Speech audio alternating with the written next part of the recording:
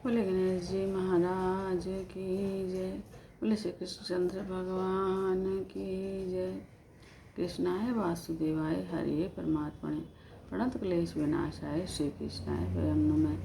श्री कृष्ण गोविंद हरे मुरारी हे नाथ नारायण वासुदेवा। श्री कृष्ण गोविंद हरे मुरारी हे नाथ नारायण वासुदेव। हे नाथ नारायण वासुदेव। हे नाथ नारायण वासुदेव। हे नाथ नारायण वासुदेव। हे नाथ नारायण वासुदेव। श्री कृष्ण गोविंद गोरे मुरारी हे नाथ नारायण वासुदेव। श्री कृष्ण गोविंद हरे मुरारी हे नाथ नारायण वासुदेव। राधे कृष्णा कृष्णा कृष्णा राधे कृष्णा कृष्णा कृष्णा राधे कृष्णा कृष्णा कृष्ण राधे कृष्णा कृष्णा कृष्णा राधे कृष्णा कृष्णा कृष्ण राधे कृष्णा कृष्णा कृष्णा राधे कृष्णा कृष्णा कृष्ण राधे कृष्णा कृष्णा कृष्णा राधे कृष्णा कृष्णा कृष्ण राधे कृष्णा कृष्णा कृष्णा राधे कृष्णा कृष्णा कृष्ण राधे कृष्णा कृष्णा कृष्ण राधे कृष्णा कृष्णा कृष्णा राधे कृष्णा कृष्णा कृष्ण राधे कृष्णा कृष्णा कृष्णा राधे कृष्णा कृष्णा कृष्णा राधे कृष्णा कृष्णा राधे कृष्णा कृष्णा कृष्णा राधे कृष्णा कृष्णा कृष्ण राधे कृष्णा कृष्णा कृष्णा। बोलो श्री कृष्णचंद्र भगवान की जय। सुखदेव जी कथा सुना रहे हैं। श्रीधर स्वामी ने हरि विजय में एक प्रसंग बताया है। एक बार सत्यभामा के मन में अभिमान हुआ कि प्रभु को वही सबसे प्यारी है। एक दिन नारद जी घूमते फिरते वहाँ आ पहुँचे तो सत्यभामा ने उनसे कहा कि मुझे हर जन्म में यही पति मिले, ऐसा उपाय बताएं। नारद जी बोले, आप जिस वस्तु का दान करेंगी वही अगले जन्म में आपको मिलेगी। अतः यदि आप श्री कृष्ण को अगले जन्म में पति के रूप में पाना चाहती हैं तो उसका दान कीजिए। ऐसा दान करने के लिए सत्यभामा तैयार हो गई, लेकिन ऐसे दान को लेता कौन? कोई भी व्यक्ति उस दान को लेने के लिए तैयार नहीं था। अंत में नारद जी को बताया गया, समझाया गया कि आप ले लीजिए, और वे राजी हो गए। सत्यभामा ने संकल्प करके श्री कृष्ण का नारद जी को दान कर दिया। श्री कृष्ण को दान में पाकर नारद जी उन्हें अपने साथ ले जाने लगे। सत्यभामा नारद जी से पूछने लगी, मेरे पति को आप कहाँ लेकर जा रहे हैं? नारद जी बोले, अभी तो आपने मुझे इसका दान किया है ना, अतः अब ये मेरे हो गए। अब दान में की गई वस्तु तो लेने वाले की हो जाती है ना। अब कृष्ण पर मेरा अधिकार है। अब सत्यभामा को अपनी भूल समझ में आई। वे कृष्ण को मारने लगी तो नारद जी देने से मना करने लगे। ये बात रानियों तक पहुंची तो वे सभी दौड़ दौड़ कर आई, पर रुक्मणी जी वहाँ नहीं आई। सभी रानियाँ नारद जी से विनती करने लगी कि अपने पति को वापस कर दीजिए। नारद जी बोले, सत्यभामा ने श्री कृष्ण का दान किया है, अतः अब तो वे मेरे हो गए हैं। हाँ, फिर भी यदि आप इन्हें लेने की इच्छा करती हैं तो इनके जितना वजन है उतना सोना मुझे दे दें तो मैं इन्हें लुटा दूंगा। सत्यभामा प्रसन्न हो गई। सोचा कि मेरे पास तो देने को बहुत से आभूषण है और समयंतक मणि भी है। पति का वजन होगा भी तो कितना। वे अपने सारे आभूषण लेकर आ गई। लेकिन यह क्या, सत्यभामा ने हीरे मोती समयंतक मणि और सारे के सारे आभूषण उस तुला में रख दिए, लेकिन फिर भी श्री कृष्ण का पलड़ा नीचा ही रहा। अब तो सभी रानियां घबरा गई और दौड़ दौड़ कर अपने आभूषण लेकर आए। उनके आभूषण भी तुला में रख दिए गए, फिर भी कृष्ण का पलड़ा नीचे ही रह गया। जीव जब अभिमानी होता है तो भगवान भी भारी हो जाते हैं। उनके आगे हीरा मोती सोने का मोल ही क्या है। रानियों ने आभूषणों से श्री कृष्ण का मोल करना चाहा, सो हजारों मन आभूषण रखने पर भी श्री कृष्ण का वजन कम ही रहा। श्री कृष्ण के वजन से आभूषण कम ही रहे। सत्यभामा के अभिमान का नाश करने के लिए यह सारी लीला रची गई थी। अब रानियां सोच में डूब गई कि क्या करें। सत्यभामा ने श्री कृष्ण का दान करके अनर्थ कर दिया था। अंत में सत्यभामा ने रुक्मणी का आसरा लिया। रुक्मणी भी वहाँ आई। रुक्मणी सारा भेद समझ गई कि भगवान की तुला पूरी क्यों नहीं हो रही है। रुक्मणी ने अन्य रानियों से कहा कि भगवान की तुला क्या सोने से हो सकती है। उन्होंने पल्ले में प्रेम से एक तुलसी दस रख दिया और भगवान की तुला पूरी हो गई। तो रुक्मिणी ने पूरे प्रेम से तुलसी का पत्ता अर्पण किया था, तो भगवान का पल्ला भी ऊपर उठ गया। इस प्रकार बोडाना के लिए भगवान सवा बाल के बराबर हो गए थे। धन्य धन्य बोडाना की नारी, सवा बाल भय बनवाली। ईश्वर कभी ऐसी इच्छा नहीं करते कोई उनकी सेवा करे। वे तो निज लाभ से परिपूर्ण है, उन्हें किसी भी वस्तु की अपेक्षा नहीं है। वे स्वयं आनंद रूप है, उन्हें ऐसी इच्छा या अपेक्षा है ही नहीं कि वैष्णव उन्हें भूल गए। उन्हें भोजन की इच्छा ही नहीं होती, वे तो निष्काम है। भक्तों को प्रसन्न रखने के लिए वे भोजन करते हैं। भगवत निवेदन के बिना भोजन कभी नहीं करना चाहिए। ईश्वर को उनका ही पदार्थ अर्पण करना है। प्रेम से अर्पण करोगे तो वे प्रसन्न होंगे। ईश्वर को अर्पण किए बिना खाने वाला व्यक्ति भूखा रह जाता है। तुम उन्हें अर्पित करोगे तो वे कई गुना बढ़ाकर वापस देंगे। वे कहते हैं कि मेरी ही बनाई हुई वस्तुएं मुझे अर्पण करने में वैसे कोई बड़ाई नहीं है, लेकिन मुझे अर्पण किए बगैर खाना गलत है। भगवान के घर कोई कमी नहीं है, वे तो केवल तुम्हारी भावना देखते हैं। भगवान ने जो दिया है वह तो उन्हें अर्पण करना है। जीव तो किसी भी वस्तु की उत्पत्ति कर नहीं सकता, सभी कुछ श्री कृष्ण का ही तो है। दीपक जलाने से या आरती करने से भगवान के घर तो प्रकाश होगा नहीं। वैसे यह तो तुम्हारे ही हृदय में प्रकाश करने के लिए है। ईश्वर तो स्वयं प्रकाश ही है। सेवा करने से सेवक को सुख होता है, भगवान को क्या सुख मिलेगा? वे तो परम आनंद स्वरूप है। जीव को देने वाला तो ईश्वर है, लेकिन मनुष्य के निवेदन से वे प्रसन्न होते हैं। सेवा और पूजा में भेद है। जहाँ प्रेम का प्राधान्य है वह सेवा है, जहाँ वेद मंत्र की प्रधानता है वह पूजा है। पूजा करो तो प्रेम से करो, अन्यथा स्नेह आदि का समर्पण बेकार रहेगा। हमारे वस्त्र कहीं बिगड़ न जाए, इस डर से कई लोग मंदिर में साष्टांग दंडवत प्रणाम भी नहीं करते। अब नर कपड़न को डरत है, नरक पड़न को नाई। जो कुछ भी है वह ईश्वर का ही है, केवल उन्हें ही अर्पित करना है। अर्पण करने की रीति से ही आपके मन की भावना का उन्हें पता चल जाएगा। दक्षिण में एक कथा आती है, किसी भी शुभ कार्य के आरंभ में विघ्न नाश के हेतु सबसे पहले गणपति की पूजा की जाती है। किसी एक गाँव में एक गृहस्थ के घर विवाह का अवसर आया। ब्राह्मण ने देखा कि गणपति की मूर्ति ही नहीं है। अब क्या करें? वह ज्ञानी था, सोचा कि ईश्वर की प्रतिष्ठा प्रेम से कहीं भी कर सकते हैं, तो सुपारी में भी भगवान बसते हैं। उत्तम से उत्तम वस्तु ठाकुर जी को अर्पण करना भक्ति है। उस ब्राह्मण ने नैवेद्य के लिए रखे हुए गुड़ में से गणपति बना लिए। अब यजमान से पूजा कराई गई। अब धूप दीप आदि भी हो गया। अब नैवेद्य का समय आया तो नैवेद्य में से तो गणपति बना लिए थे। अब क्या करें? तो उस विप्र महाराज ने गुड़ की उस गणपति मूर्ति में से ही थोड़ा सा गुड़ निकाला और नैवेद्य बना लिया। अब गुड़ के ही गणपति और गुड़ का ही नैवेद्य। अब फिर भी ऐसी पूजा से भगवान गणेश प्रसन्न हुए। उस यजमान का कार्य निर्विघ्न पूरा हो गया। कार्य की भावना तो शुद्ध थी ना। मैं तो वस्तु का नहीं, भावना का है। सद्भावपूर्वक सेवा करोगे तो वह सेवा सफल होगी। सेवा करते समय रोंगटे खड़े हो जाएं, आंखों से आंसुओं की धारा बही तो समझो सच्ची सेवा है। सेवा मात्र क्रियात्मक नहीं, भावनात्मक भी होनी चाहिए। सेवा करते हुए आनंद मिले, यह सेवा है। जो भी करो प्रेम से करो। भगवान के लिए भोजन बनाओ, प्रसाद को भगवान को अर्पित करने के बाद भोजन करो तो वह प्रसाद बन जाता है। साथ में कहो कि हे नाथ, आप तो विश्वम्भर हैं, सभी के स्वामी हैं, आपको कौन खिला सकता है? तो भी यह पदार्थ मैं आपको मन से अर्पित करता हूँ। जो ईश्वर का है वही तो उन्हें समर्पित करना है। यह जीव दूसरा कुछ तो लाएगा कहाँ से? केवल भावना का मूल्य है। परमात्मा तो परिपूर्ण है, उन्हें कोई अपेक्षा नहीं है, उन्हें किसी भी वस्तु की भूख भी नहीं है। वे तो मात्र भावना के भूखे हैं। उन्हें तुम भाव से अर्पित करोगे, वे तुम्हें कई गुना बढ़ाकर वापस करेंगे। भक्ति मार्ग में भाव के बिना सिद्धि प्राप्त नहीं होती। ज्ञान मार्ग में त्याग और वैराग्य आवश्यक है। पिता बालक को रुपये देता है, वह कभी वापस भी मांगता है। यदि बालक रुपया वापस नहीं देगा तो पिता को दुख होगा कि मैंने इसे दिया और फिर भी यह लौटाता नहीं। पर यदि बालक रुपया वापस देगा तो पिता को खुशी होगी। रुपया तो उसी का है, फिर भी वह रुपया पाकर उसे संतोष होता है। ईश्वर जीव मात्र के पिता हैं, उन्होंने हमें जो दिया है वही तो हमें उन्हें देना है।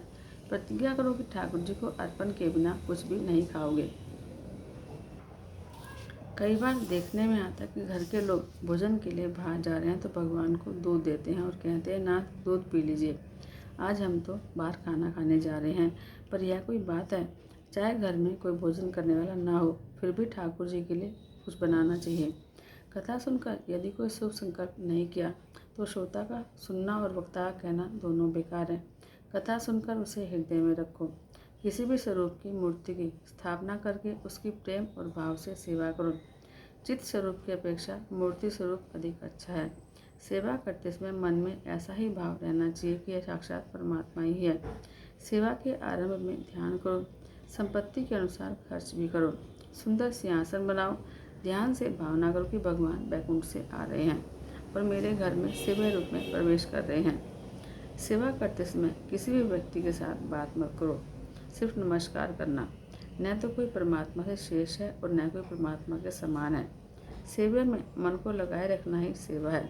तुम अपने शरीर से जैसा प्रेम करते हो वैसा ही ठाकुर जी से करो। परमात्मा के अनंत उपकार हैं। सोचो कि मेरी कितनी बार प्रभु ने रक्षा की है। मैं भगवान का सेवक हूँ, दासों का भी दास हूँ। मैं तुम्हारा हूँ। सेवा में दास्य भाव मुख्य है। दास्य भाव से हृदय शीघ्र ही नम्र बनता है। सेवा में दैन्य आने से हृदय पिघलता है और कृष्ण सेवा में जब तक हृदय पिघलता नहीं है तब तक सेवा सफल नहीं होती। सेवा स्नेह और समर्पण भाव से करो। जब तक मूर्ति के प्रति भगवान का भावना न आए तब तक प्रत्येक पदार्थ के प्रति भी भगवान की भावना नहीं आएगी। सेवा करते समय लक्ष्य में यही रहे कि वह तो प्रत्यक्ष ईश्वर है। जिस दिन तुमसे कोई पाप हो गया होगा उस दिन सेवा करते समय प्रभु अप्रसन्न से लगेंगे। जीव पाप करता है तो उन्हें दुख होता है, कष्ट होता है। अतः शुद्ध होकर सेवा करो। जब तक मन मलिन होगा तब तक आनंद की प्राप्ति नहीं होगी। मन से मलिनता दूर करो। प्रभु सेवा में भावना और अटलता कैसी होनी चाहिए, इस विषय में नामदेव महाराज का एक उदाहरण आता है। नामदेव महाराज के घर में हर रोज विट्ठलनाथ जी की सेवा पूजा की जाती थी। जब नामदेव 3 वर्ष के थे तब की बात है। उनके पिताजी को कहीं बाहर जाना पड़ा तो सेवा पूजा का काम वे नामदेव को सौंप गए। पिता ने कहा कि बेटा, विट्ठलनाथ हमारे घर के स्वामी हैं, उनकी सेवा किए बिना भोजन करना पाप है। यह सुनकर नामदेव ने सेवा करने की रीति पूछी। पिता ने कहा कि श्री विट्ठलनाथ घर की प्रत्येक वस्तु के स्वामी हैं, अतः उसके प्रसाद के रूप में वस्तु को ग्रहण करने में दोष नहीं है।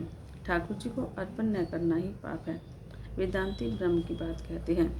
जीव ब्रह्म है, जीव चाहे ब्रह्म रूप हो, किंतु मानव शरीर के कारण आज तो प्रभु का दास है। परमात्मा उसे न जाने कब अपनाकर ब्रह्म रूप बनाएंगे, तब तक तो यह दास ही है। दास्य भाव से जीवन सुधरता है और मृत्यु भी सुधरती है। भागवत में वात्सल्य भाव, मधुर भाव आदि वर्णन है, किंतु ये सभी दास्य भाव से मिश्रित हैं। दास्य भाव के बिना ईश्वर को जीव पर दया नहीं आती। पिताजी बोले, बेटे, प्रातः जल्दी उठकर स्नान आदि से पवित्र होने के बाद भगवान की सेवा करना, प्रार्थना करके उन्हें जगाना। उत्तिष्ठ मम गोविंद, उत्तिष्ठ गरुड़ध्वज, उत्तिष्ठ कमलाकांत, त्रैलोक्यम मंगलम करो। किंतु पहले भोग सामग्री तैयार कर लेना। वैष्णव के हृदय में प्रेम भाव जगने पर ठाकुर जी को भूख लगती है। भगवान के चरण धीरे धीरे धोना, उन्हें कोई तकलीफ न हो। स्नान कराकर उनका दर्शन करना और सद्भाव से सेवा करना, फिर उनका श्रृंगार करना। उनसे पूछना आज कौन सा पीताम्बर पहनेंगे। श्रृंगार करता भगवान के साथ एक हो जाता है। प्रभु ने यदि दिया है तो फिर उन्हीं के लिए खर्च करने में संकोच क्यों। योगी को जो आनंद समाधि में मिलता है वही आनंद भक्त को ठाकुर जी का श्रृंगार करने में मिलता है। खुली आंखों से समाधि से आनंद मिलता है। योगी प्राणायाम प्रत्याहार आदि करते हैं, फिर भी उनका मन कई बार कुछ उल्टा ही कर बैठता है। कन्हैया को बार बार बुलाने पर ही वह बोलेगा। जगत को भूलकर परमात्मा में तन्मय होने से आनंद प्राप्त होगा। श्रृंगार के बाद दूध और भोग अर्पण करना। विट्ठलनाथ जी बड़े लजीले हैं। एक बार विनती करने पर भोजन करते हैं। उनसे प्रार्थना करना कि भले ही उन्हें आवश्यकता न हो फिर भी वे भोग ग्रहण करें। जब कई बार प्रार्थना करोगे तो ठाकुर जी दूध को स्वीकार करेंगे। सेवा भक्ति में प्रेम मुख्य है। सेवा भाव से करनी चाहिए। हे नाथ, आपने अजामिल जैसों का उद्धार किया तो क्या मेरा नहीं करोगे। मैं अधम हूँ लेकिन अजामिल जितना नहीं हूँ। अजामिल तो वेश्या के साथ रहता था, मैंने तो ऐसा कुछ नहीं किया, तो क्या मुझ पर आप कृपा नहीं करेंगे। स्तुति के बाद भगवान की वंदना करना। स्तुति में कोई कमी रह गई हो तो प्रणाम करने से सब कुछ ठीक हो जाता है। सेवा की समाप्ति में बाल कृष्ण को साष्टांग प्रणाम करना। नामदेव तो भोले भाले बालक थे, सो उन्होंने पिता की बातों को सच मान लिया। अब नन्हे बालक को यदि ढंग से समझाया जाएगा तो उसे मूर्ति में भी भगवान दिखाई देंगे। बड़ा होने के बाद समझाने लगोगे तो वह दलील करने लगता है। अतः बचपन में ही भक्ति के संस्कार बिठा देने चाहिए। अब नामदेव के मन में यह बात बैठ गई कि विठलनाथ दूध जरूर पिएंगे और भोजन भी करेंगे। भक्त बना या बनाया नहीं जाता, भक्त तो जन्म से ही बनते हैं। नामदेव बाल्यावस्था से ही भक्त थे। जिस दिन पिताजी भाग गए, विठलनाथ की सेवा की धुन में उनको नींद नहीं आई। सुबह 4 बजे ही प्रभु की सेवा में लग गया। उसने प्रभु को प्रेम से जगाया, बालक बनकर भगवान की सेवा करो। बालक निर्दोष होते हैं। ठाकुर नामदेव ने ठाकुर जी के चरणों को धोकर उनका सुंदर श्रृंगार किया। विठलनाथ जी प्रसन्न दिखने लगे। नामदेव गरीब घर के थे तो तुलसी की माला जो ठाकुर जी को प्रिय है पहना दी। थोड़ा देने पर भी अधिक माने वह ईश्वर है, और अधिक को भी थोड़ा माने वह जीव है। नामदेव ने ठाकुर जी को गोपी चंदन का तिलक लगाया। श्रृंगार के बाद ठाकुर जी को भूख लगती है। हमारे हृदय में यदि प्रेम है तो भगवान की मूर्ति में चेतना आती है। प्रेम जड़ को भी चेतन और प्रेम का अभाव चेतन को भी जड़ बना देता है। नामदेव दूध लाकर प्रभु को अर्पित करते हुए बोले, विठलनाथ आप तो जगत के पालन करता है, मैं आपको क्या खिला सकता हूँ। आपका जो है वही आपको दे रहा हूँ। नामदेव बाबा प्रभु को मना रहे हैं, विनती कर रहे हैं, पर नामदेव का प्रेम देखकर विठलनाथ दूध पीने की बजाय बालक को निहारने लगे। अब विठल को दूध पीते हुए न देखकर नामदेव बोले, मैं बालक हूँ, मैंने आज तक आपकी सेवा नहीं की। आप मुझसे नाराज़ तो नहीं हैं? दूध क्यों नहीं पीते? दूध पी लो, आपको भूख लगी होगी। अब कहीं दूध में शक्कर कम तो नहीं है? यह सोचकर घर से और शक्कर लाकर डाल दी दूध में और बोले, विठलनाथ यदि आप दूध नहीं पिएंगे तो मैं भी दूध नहीं पीऊँगा। आप दूध नहीं पिएंगे तो मैं आपके चरणों में अपना सर फोड़ दूँगा। बालक व्याकुल था कि विठलनाथ दूध नहीं पिएंगे तो पिताजी उसे मारेंगे। बालक अपना सर फोड़ने ही जा रहा था कि परमात्मा ने दूध का बर्तन उठा लिया। आज जड़ मूर्ति भी चेतनमयी हो गई। नामदेव के प्रेम से विठलनाथ जी प्रसन्न हो गए। विठलनाथ जी को दूध पीते हुए देखकर बालक प्रसन्न हुआ। बालक को यह तो आशा थी कि विठलनाथ कुछ न कुछ प्रसाद देंगे, पर आज तो विठलनाथ सारा का सारा दूध पीने की इच्छा कर रहे थे। यह देखकर नामदेव बोले, आज आपको क्या हो गया है? क्या आप सारा दूध पी लेंगे? मुझे थोड़ा सा भी नहीं देंगे? यह सुनकर विठलनाथ ने नामदेव को गोद में ले लिया और फिर दोनों ने एक दूसरे को दूध पिलाया। इस प्रकार सेवा का क्रम बताया। प्रेम और सेवा के बिना भक्ति सफल नहीं हो पाती। इस प्रेम में तो ऐसा बल है कि निष्काम को सकाम और निराकार को साकार बना दे। ईश्वर से प्रेम करो। ईश्वर जीव से प्रेम की मांग करते हैं। प्रेम करने योग्य सिर्फ ईश्वर है।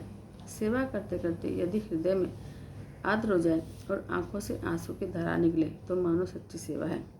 ज्ञान से वस्तु के स्वरूप का, पदार्थ का ज्ञान होता है, परंतु ज्ञान से उस वस्तु के स्वरूप में परिवर्तन नहीं होता।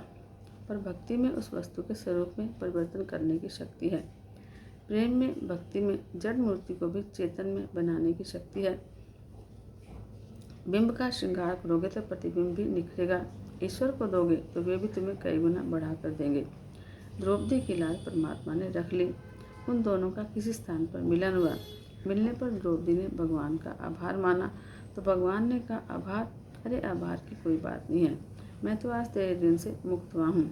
शायद तू भूल गई, किंतु मुझे याद है एक बार सारी मेरी उंगली से रक्त की धार बह निकली तो सारी रानियाँ महल में पट्टी ढूंढने निकली। तब तूने अपना वस्त्र फाड़ कर मुझे पट्टी बांधी। उस पट्टी में 999 धागे थे, तो मैंने उस समय सोचा था कि मैं अपनी बहन को 999 साड़ियाँ दूंगा। यह देखकर आज मैं ऋण मुक्त हुआ हूँ। मनुष्य ईश्वर को जितना भी देता है, ईश्वर उसे अनंत गुना बढ़ाकर देते हैं। परमात्मा निज लाभ परिपूर्ण है, अतः परमात्मा अपने को समर्पित की गई वस्तु कई गुना बढ़ाकर देते हैं। वे अपने सिर पर किसी का भी ऋण नहीं रखते। इतना ही नहीं, वे तो ऋण को बजाज के साथ वापस करते हैं। प्रहलाद जी स्तुति करते हैं, प्रभु आपके मांगलिक सद्गुणों का वर्णन मैं कैसे करूं? ब्रह्मादि देव भी आपकी लीला का पार नहीं कर सकते। आप शांत जय, मेरे पिता का जो जगत के लिए कंटक के समान थे आपने वध कर दिया तो अच्छा हुआ। आपके भयंकर रूप को देखकर देवों को डर लग रहा है, किंतु मुझे कोई भय नहीं है। मुझे आपके उग्र स्वभाव का कोई भय नहीं है। मुझे तो इस संसार का वह हूँ। हे दीनबंधु, मुझे तो मात्र इस असह्य और उग्र संसार चक्र में पिस जाने का ही भय है। मेरे कर्म पाशों से बांधकर मुझे इन भयंकर जंतुओं के बीच छोड़ दिया गया है। सब जीवों के एकमात्र शरण और मोक्ष स्वरूप ऐसे अपने चरणों से हे नाथ आप मुझे कब लगाएंगे। आप ही सभी के आश्रय हैं, आप ही हमारे प्रिय सुहृद हैं, आप ही सभी के परम आराध्य हैं।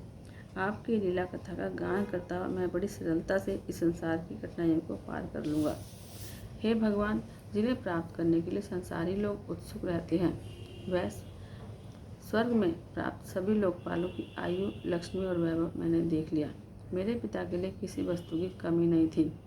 आंखों का एक संकेत ही सभी कुछ ला देने के लिए समर्थ था। स्वर्ग की सारी संपत्ति भी उनके लिए प्राप्त थी, फिर भी उनका नाश हो गया। भोगोपभोग के ऐसे विनाशकारी परिणाम मैंने देखे। अतः मैं भोगोपभोग, दीर्घायुष्य, लक्ष्मी, ऐश्वर्य, इंद्रिय, भोग्य वस्तु या ब्रह्मा का वैभव आदि की भी इच्छा नहीं करता हूँ। मैं तो कहता हूँ भगवान, ये संसार तो अंधकार में भरा हुआ एक कुएं की तरह है। इसमें काटने के लिए हमेशा तत्पर एक काल सर्प घूमता रहता है। इस कुएं में विषय भोगों की इच्छा वाले मनुष्य फंसे हुए हैं। हे वैकुंठनाथ, मैं सब जानता हूँ, फिर भी मेरा मन आपकी लीलाओं की कथा में नहीं लगता। मेरे मन की दुर्दशा हो गई है। वह पाप वासना से दूषित हो गया है और स्वयं भी दुष्ट है। वह काम वासना के लिए ही आतुर रहता है। वह हर्ष, शोक, लोक परलोक, धन, पत्नी, पुत्र आदि की चिंता में डूबा रहता है। मन इधर उधर भटकता रहता है और उसे नियंत्रित करना बड़ा कठिन है। वह कामातुर है, भयग्रस्त है और भांति भांति की इच्छाओं से दूषित और दुखी है। मन के इन विशेषणों को देखो कि कितना दुष्ट है ये। अतः आपकी कथाओं के लिए मेरा मन उदासीन है। मन की ऐसी स्थिति के कारण मैं दीन बना हूँ। ऐसी दिशा में मैं आपके तत्व का क्या विचार करूँ। मेरे मन को नियंत्रित करने की शक्ति मुझे दीजिए और मेरी रक्षा कीजिए। नरसिंह स्वामी बोले, बेटे, बिगड़ा हुआ मन भगवान के नाम जप के बिना सुधरता नहीं है। प्रहलाद, तेरा मन शुद्ध है, अतः तू मेरा दर्शन कर सका। मन की दशा की बात तो होगी, अब इंद्रियों की दशा देखें। प्रहलाद कहते हैं, मैं तो 5 वर्ष का बालक हूँ, फिर भी मेरा 5 स्त्रियों से विवाह हुआ है। ये 5 पत्नियाँ मुझे चैन से बैठने नहीं देती। ये मुझे नचाती रहती हैं, हमेशा अतृप्त रहती हैं। भोजन से तृप्ति नहीं होती। भोग से यदि तृप्ति हो सकती तो क्या जीव कई जन्मों से भोगोपभोग करता है, फिर भी उसे तृप्ति नहीं हुई। तृप्ति भोग से नहीं, त्याग से होती है। यह जीव बहुत नचाती है। यदि उसे राजी करता हूँ तो आंखें सताती हैं कि जरा सिनेमा तो दिखा दे।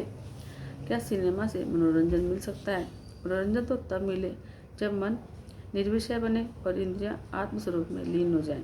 सच्चा आनंद तो तभी मिलता है। मनुष्य यह जानता ही नहीं सच्चा सुख और सच्चा आनंद कहाँ है। आंखों को समझाता है कि तो कान चैन नहीं लेने देते, उन्हें तो रेडियो का सिनेमा और संगीत सुनना है। जो व्यक्ति मानव जीवन सफल करने की इच्छा करता है वह श्रृंगारी गीत कभी नहीं सुनता। स्पर्श सुख भी मुझे सताता है। मैं जानता हूँ कि मेरा शरीर हाड़ मांस के सिवा और कुछ भी नहीं है, फिर भी मैं लाचार हूँ। मेरा सियानापन न जाने कहाँ गायब हो जाता है। इन इंद्रियों ने अनेक पत्नियों वाले पति जैसी मेरी दुर्दशा की है। अब मेरी दुर्दशा देखो। हे अच्युत, हमेशा अतृप्त रहने वाली यह जीव मुझे स्वादिष्ट रसों की ओर खींचती है। जन्नेंद्रिय विषय भोग के लिए सुंदर स्त्री की ओर खींचती है और त्वचा कोमल स्पर्श सुख की ओर खींचती है। पेट भोजन की ओर खींचता है, कान मधुर संगीत की ओर, और नाक भीनी भीनी सुगंध की ओर, और नेत्र सौंदर्य की ओर मुझे आकर्षित करते हैं। कर्मेंद्रियां भी अपने अपने विषयों की ओर मुझे आकर्षित करती हैं। मेरी दशा तो ऐसी है जैसे कि कई पत्नियों वाले किसी पुरुष को सारी पत्नियां अपने अपने सोने के कमरे में खींच रही हों। कोई एक चोर किसी एक घर में चोरी करने गया। किसी साहब का घर था, उसकी 2 पत्नियां थीं। एक पत्नी साहब के केश पकड़कर ऊपर खींच रही थी और दूसरी पाँव पकड़कर नीचे खींच रही थी। चोर ने जब देखा तो उसकी हंसी आ गई और वह पकड़ा गया और उसे राजा के पास ले जाया गया। चोर ने राजा से कहा कि मुझे चाहे जो मर्जी दंड देना, लेकिन 2 पत्नी वाले उस सांप जैसा दंड मत देना। यह कथा किसी और की नहीं, जीव मात्र की है। 5 इंद्रियों के 5 विषय सच्चे पति नहीं हैं, लेकिन पति होना चाहते हैं। वैसे तो 5 इंद्रियों के पति परमात्मा हैं। इंद्रियां परमात्मा के साथ ही सोती हैं, वे विषयों के साथ नहीं सो सकती। तृप्ति भोग में नहीं, त्याग में है। इंद्रिय के आवेग को सहोगे तो सुखी बनोगे। भोग से वासना बढ़ती है। भोग से इंद्रियों की रक्षा नहीं, क्षय ही होता है। भक्ति रस से इंद्रियां पुष्ट होती हैं। विषयों को चिंतन करने से शक्ति का क्षय होता है। ईश्वर स्मरण से शक्ति की प्राप्ति होती है। प्रहलाद आगे कहते हैं, प्रभु आप कहते हैं संसार का मोह त्याग कर मेरा ही भजन करो, किंतु भजन करें तो कैसे? आपने संसार में विषयों का ऐसा आकर्षण बनाया है कि बड़े बड़े ज्ञानी भी भटक जाते हैं। माया ने संसार में विषयों का ऐसा आकर्षण रचा है कि बहुत से विद्वान भटकते हैं। संसार का सुख वैसे तो विष जैसा है, लेकिन लगता अमृत की तरह है। संसार के विषय इतने आकर्षक क्यों बनाए हैं आपने? जगत में ऐसे सुंदर पदार्थों को उत्पन्न ही क्यों किया? इन्हीं से तो इंद्रियां ललचाती हैं, लिहाजा भी फंसती है। नाथ मैं तो बालक हूँ, मेरी गलतियों को क्षमा करना, किंतु मैं कहता हूँ जगत को सुंदर बनाया है, तभी तो इंद्रियां मोहग्रस्त हो जाती हैं। इस जगत के विषय इतने सुंदर हैं कि आँख ने देखा नहीं कि मन चंचल हो जाता है। संसार को अगर सुंदर नहीं बनाया होता तो कितना अच्छा होता। आप इंद्रियों को वश में करने के लिए कहते हैं, लेकिन इस सुंदर दृश्य को देखकर सयानापन हवा हो जाता है। परमात्मा ने सोच समझकर संसार को सुंदर बनाया है कि मेरी संतान सुखी रहे, लेकिन मर्यादा का उल्लंघन करके आसक्तिपूर्वक भोग करके मनुष्य दुखी होए तो इसमें ईश्वर क्या करे? इसमें ईश्वर का क्या दोष है? जीव मर्यादा तोड़कर विश्व का भोग करे और दुखी होए तो ईश्वर का दोष क्या है? नरसिंह भगवान प्रहलाद को समझा रहे हैं, जीव को सुखी करने के लिए संसार में मैंने पदार्थ उत्पन्न किए, परंतु मनुष्य यदि अमर्यादापूर्वक आसक्तिपूर्वक पदार्थों का उपभोग करे और दुखी होए तो इसमें मेरा क्या दोष है? विषयों के उपभोग के समय मनुष्य को यह नहीं भूलना चाहिए संसार का निर्माता वह भगवान है। संसार छोड़कर मनुष्य कहाँ जाएगा? मैं भी रहूँगा और संसार भी रहेगा। संसार को भोग दृष्टि से नहीं, किंतु भगवान की दृष्टि से देखे तो सुखी बनेगा। तो खुद को सुधार, सारे संसार को तो सुधार नहीं सकता। एक बार अकबर की पुत्री के पाँव में कांटा चुभ गया तो अकबर ने बीरबल को कहा कि मेरे साम्राज्य की सारी भूमि को चमड़े से ढक दो, जिससे भविष्य में फिर शहजादी के पाँव में कांटा न चुभे। अब बीरबल सोच रहा है कि चमड़े का इतना बड़ा टुकड़ा कहाँ से आएगा जो सारे साम्राज्य की भूमि को ढक दे। राजा कुछ तरंगी से होते हैं। अब बीरबल ने सोचा कि सारी भूमि को चमड़े से ढकने की बजाय राजपुत्री के पैरों में ही क्यों न चमड़ा ढक दिया जाए, और बीरबल ने जूते बनवाकर राजकुमारी को पहना दिए। जगत में कांटे हैं और रहेंगे भी, पर जिसके पाँव में जूते हैं उसके पैरों में कांटे नहीं चुभते। विवेकपूर्वक मर्यादा में रहकर मनुष्य सुख का उपभोग करे तो सुखी हो सकता है। सुखों के उपभोग में मर्यादा और विवेक का अनादर करने पर मनुष्य को दुखी होना पड़ता है। सभी के सुख के लिए संसार का निर्माण किया गया है, लेकिन मनुष्य विवेकपूर्वक इसका उपयोग नहीं करता है, अतः दुखी होता है। किसी एक गांव में पीने के पानी की बड़ी तकलीफ थी। अन्नदान से भी जलदान श्रेष्ठ है। अतः किसी एक सेठ ने 15 या 20 रुपये की लागत से जनता के हित के लिए कुआं बनवाया। लोग जल का उपयोग करते हुए सेठ को आशीर्वाद देने लगे। एक दिन खेलता कूदता हुआ कोई बच्चा अचानक से उस कुएं में गिर गया और डूबकर मर गया। अब अति दुख में विवेक नहीं रहता। उस मृत लड़के का पिता सेठ से झगड़ा करने लगा और उसे गाली देने लगा कि यदि उसने कुआं नहीं बनवाया होता तो लड़के की जान नहीं जाती। अब आप सोचो, क्या सेठ ने किसी व्यक्ति के पुत्र को मारने के लिए कुआं बनवाया था? उसने तो सभी के लाभ के लिए बनवाया था। ऐसे परोपकारी काम के लिए उसकी प्रशंसा होनी चाहिए थी, लेकिन जो लड़का मरा वह अच्छा नहीं बना। लेकिन सेठ का इसमें क्या दोष? यह संसार भी कुआं है, किंतु किसी को डुबा देने के लिए इसका निर्माण नहीं हुआ है। प्रहलाद जी बोले, प्रभु आपको अपराधी तो कौन कहे, किंतु इन विषयों को सुंदर बनाकर आपने ठीक नहीं किया। अतः अब तो आप मुझे बताओ, संसार के विषय में मन ना जाए इसके लिए क्या करें? भगवान बोले कि इस जगत को सुखी करने के लिए मैंने 2 अमृत बनाए।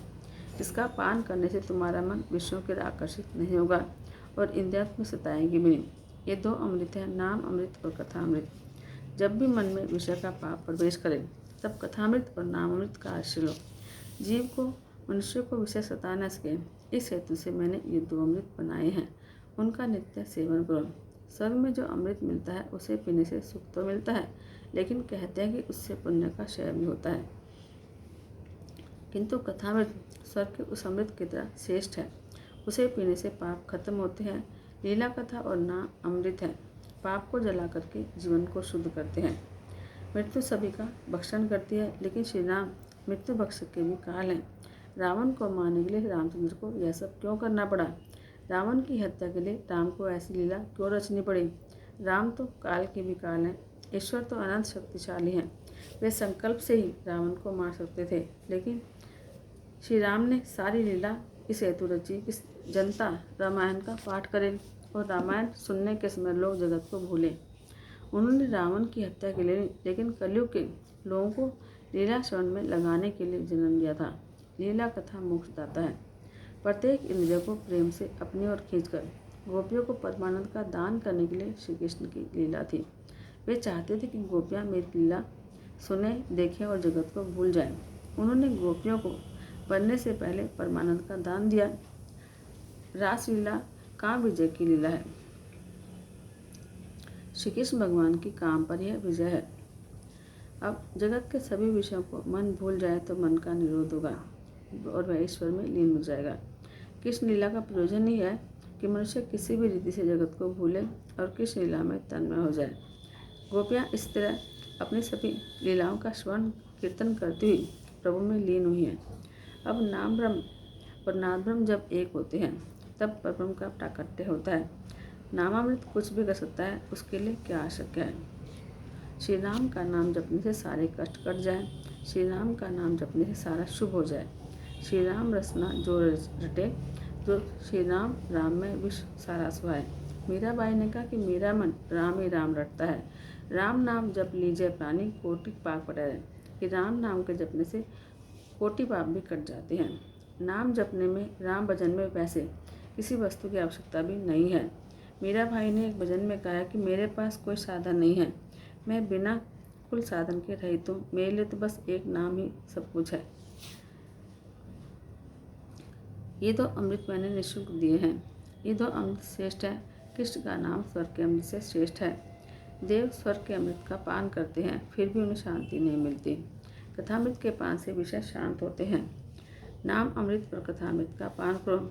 जब जब मन में पाप आए और आंखों में विकार आए, तब इन दोनों अमृतों का पान करो। इनके पान से विषय तुम्हें नहीं सताएंगे। भोगी कभी योगी नहीं सुनता। कलयुग का मनुष्य ऐसा है कि वह यदि योगी बनने का प्रयत्न करेगा तो उसे सफलता नहीं मिल पाएगी।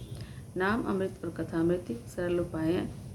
तो कथामृत और नाम अमृत के पान से संसार सुखदायी और ब्रह्मरूप लगता है। अज्ञानी को संसार दुख रूप लगता है, क्योंकि उसकी दृष्टि में विकार है। ज्ञानी के लिए संसार सुख रूप है, क्योंकि उसकी दृष्टि ब्रह्म में होती है। प्रहलाद बोले, प्रभु आपने दो अमृत बनाए, यह तो ठीक है, लेकिन मुझे तो इसका कोई लाभ है नहीं। मैं जानता हूँ कि भगवान की कथा और नाम अमृत है, लेकिन मेरा मन इस कथा कीर्तन में नहीं लगता। कीर्तन के बिना कथा पूरी नहीं होती, कीर्तन के बिना कथा अधूरी है। अच्छे पापी को कृष्ण कीर्तन में आनंद नहीं आता। पाप और अभिमान को दूर करने के लिए कथा में जाना चाहिए। अभिमान जैसा कोई शत्रु नहीं है। विवाह, मृत्यु और भोजन में एक दूसरे की अदला बदली नहीं हो सकती, तो भजन में कैसे होगी? विवाह, मृत्यु और भोजन की भांति भजन भी खुद ही करना है। मात्र ज्ञान बेकार है। जीवन में ज्ञान को जितना उतारोगे उतना ही सार्थक होगा। भागवत व्यक्ति को मृत्यु के मुँह के बाद मुक्ति दिलाने की बात नहीं करती, वह तो मृत्यु से पहले इस जीवन में मुक्त करती है। इंद्रियों के समुदाय को शुद्ध करो। गो, इंद्रियां और कुल समुदाय। इंद्रियां शुद्ध होने पर तुम्हारा हृदय भी गोकुल बनेगा और उसमें परमात्मा विराजेंगे। प्रहलाद कहते हैं, मैं जानता हूँ कि नाम अमृत और कथामृत का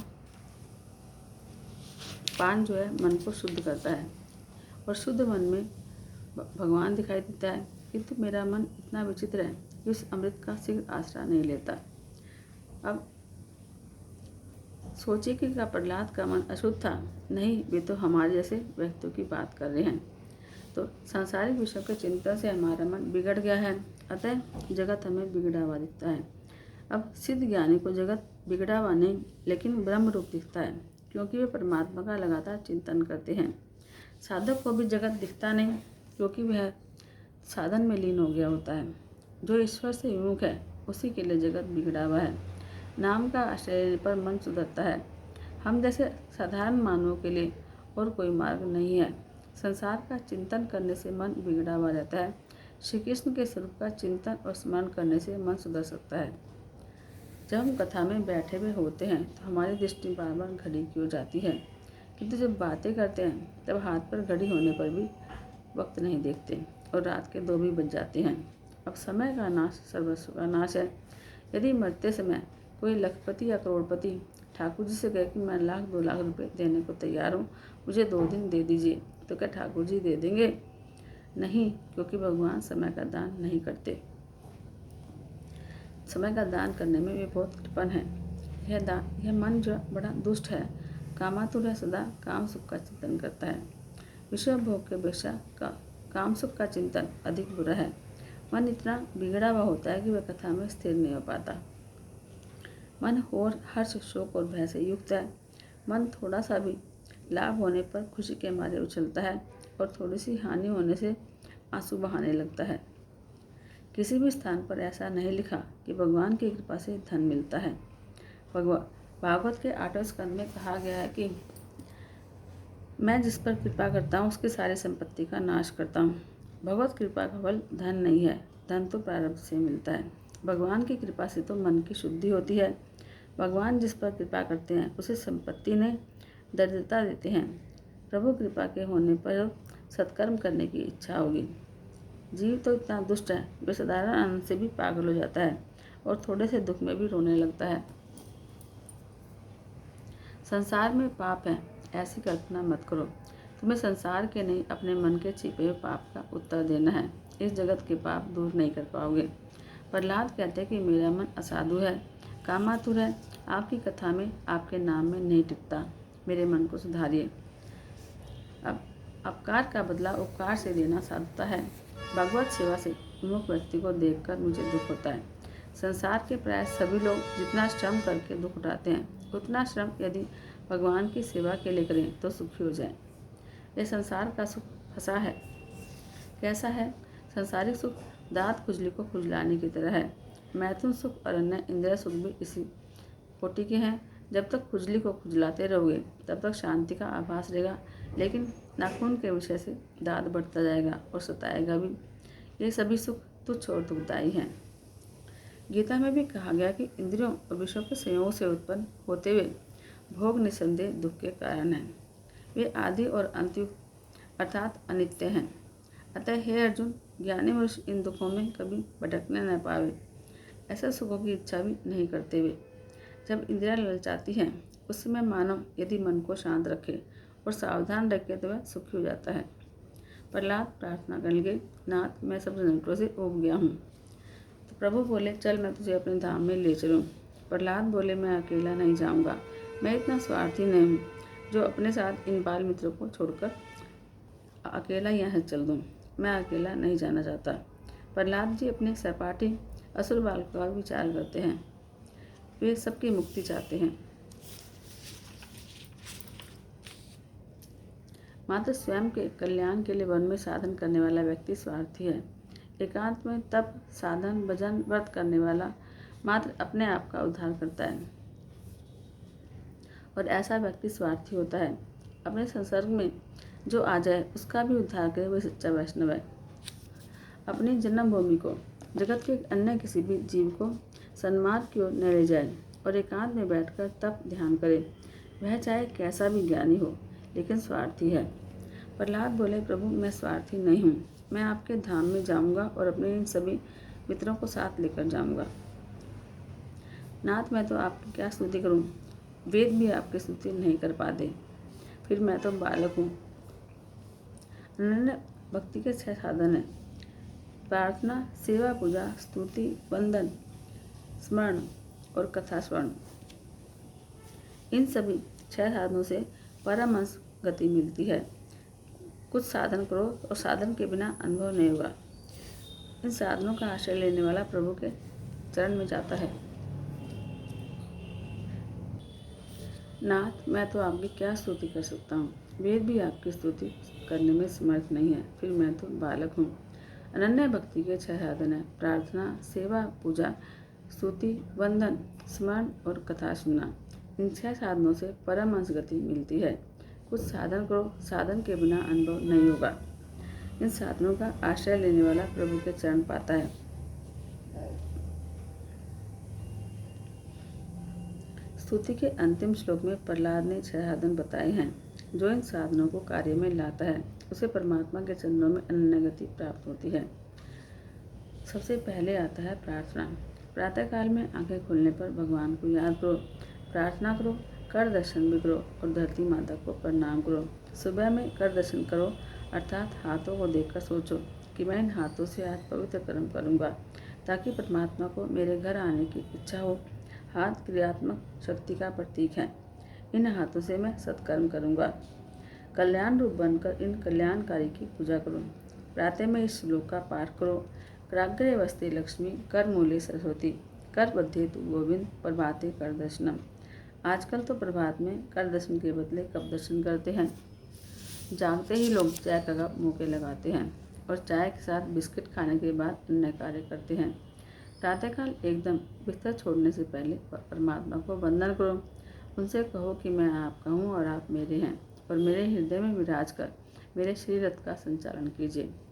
सुबह में दीनतापूर्वक प्रभु से कहो कि हे कृष्ण, आपने जिस तरह अर्जुन का रथ चलाया उस तरह मेरे शरीर रथ के सारथी बनिए। भटकने वाली इंद्रियों को रोकिए, मेरे इंद्रिय रूपी घोड़े को संभालिए, मेरी रक्षा कीजिए। यदि श्री कृष्ण तुम्हारे शरीर रथ के सारथी बने तो उस रथ नियत स्थान पर पहुँचेगा और अगर तुम्हारा मन सारथी बनेगा तो तुम्हारा रथ गड्ढे में गिर जाएगा। भगवान जीव से कहते हैं कि यदि तू अपना रथ मेरे अधीन करेगा तो तेरे इंद्रिय रूपी घोड़ों को मैं नियंत्रित करूंगा और दिव्य मार्ग की ओर ले जाऊंगा। जिस प्रकार अपने रथ की डोर अर्जुन ने प्रभु के हाथों में दी, उस प्रकार तुम भी अपने रथ की डोर उनके हवाले करो तो वे तुम्हारा रथ पार ले जाएंगे। दूसरा आता है सेवा पूजा। स्नान आदि के बाद एकांत में प्रभु की सेवा और उपासना करो। तीसरा आता है स्तुति। नाथ, आपने अजामिल जैसों का उद्धार किया तो क्या मेरी ओर नहीं देखेंगे। चौथा है कीर्तन। स्तुति के बाद एकांत में प्रभु के नाम का कीर्तन करो। अपना काम करते समय भी प्रभु का स्मरण करते रहो। नंबर 5 पर आता है कथा सुनना। प्रभु के प्यारे सच्चे संतों से समागम करो, उनके मुख से कथा सुनो। यदि कथा ना सुन सके तो रामायण भागवत का पाठ करो। नंबर 6 पर आता है स्मरण। समस्त कर्मों का समर्पण। रात को सोने से पहले किए हुए कर्मों का विचार करो कि क्या प्रभु को पसंद आए, मैंने ऐसा कोई कार्य किया है। यदि अंदर से उत्तर नकारात्मक मिले तो मानो कि यह दिन जीते हुए नहीं मरते हुए बीता है। यदि कोई पाप हो जाए तो प्रायश्चित करो और किए हुए सभी कर्मों का फल परमात्मा को अर्पित कर दो।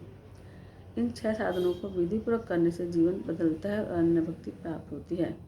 जिनके नयन स्नेहपूर्ण और हृदय विशाल है, भगवान को वह बड़ा प्यारा है। जीव की आदत ऐसी है कि किसी का उपकार तो भूल जाता है लेकिन अपकार नहीं भूलता। जीव जो चाहता है वह सब नहीं होता, भगवान जो चाहते हैं वह होता है। ईश्वर से कुछ भी मत मांगना, यदि कुछ मांगोगे तो व्यापार हो जाएगा। नरसिंह स्वामी ने प्रहलाद को वरदान देने को बोला। प्रहलाद तो निष्काम थे, वे कुछ भी नहीं मांगते। जो प्रभु की सेवा करे बदले में कुछ मांगे वह तो बनिया है। प्रभु की भक्ति भाव के लिए करनी है, भोग के लिए नहीं। अपने लिए ठाकुर जी को कभी तकलीफ मत दो। नरसिंह स्वामी बोले, प्रहलाद, चाहे तेरी इच्छा न हो लेकिन मेरे लिए मुझे खुश करने के लिए कुछ मांग। प्रहलाद बोले, प्रभु मुझ पर ऐसी कृपा करें कि संसार का कोई भी सुख पाने का इच्छा मेरे मन में न आए। मेरे हृदय में किसी कामना का बीज ही अंकुरित न हो।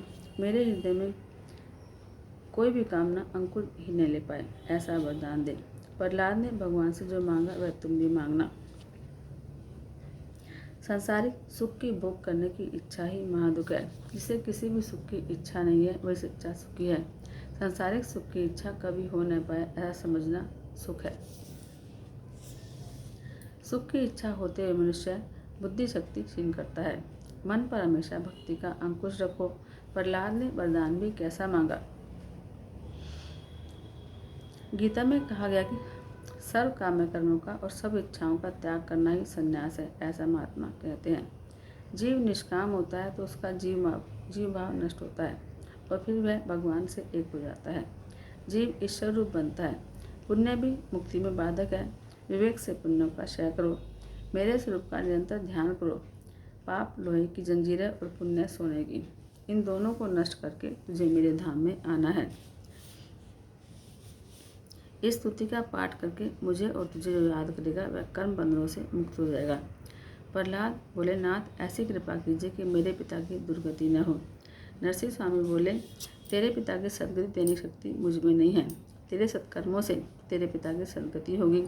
तेरे जैसे पुत्र से तो 21 पीढ़ियों का उद्धार होता है, माता के पक्ष के साथ और पिता के पक्ष के साथ और ससुर के पक्ष के साथ। प्रहलाद, आज तक मैंने रावण, शिशुपाल या किसी दैत्य को अपनी गोद में नहीं बैठाया, लेकिन तेरे जैसे भक्त के कारण आज तेरे पिता को अपनी गोद में बिठाया।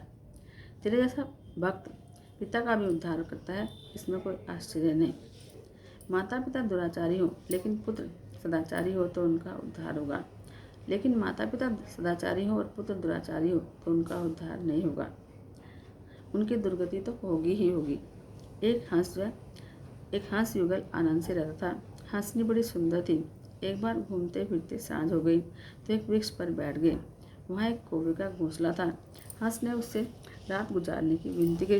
हंसने की सुंदरता को देखकर कौवे की मति भ्रष्ट हो गई।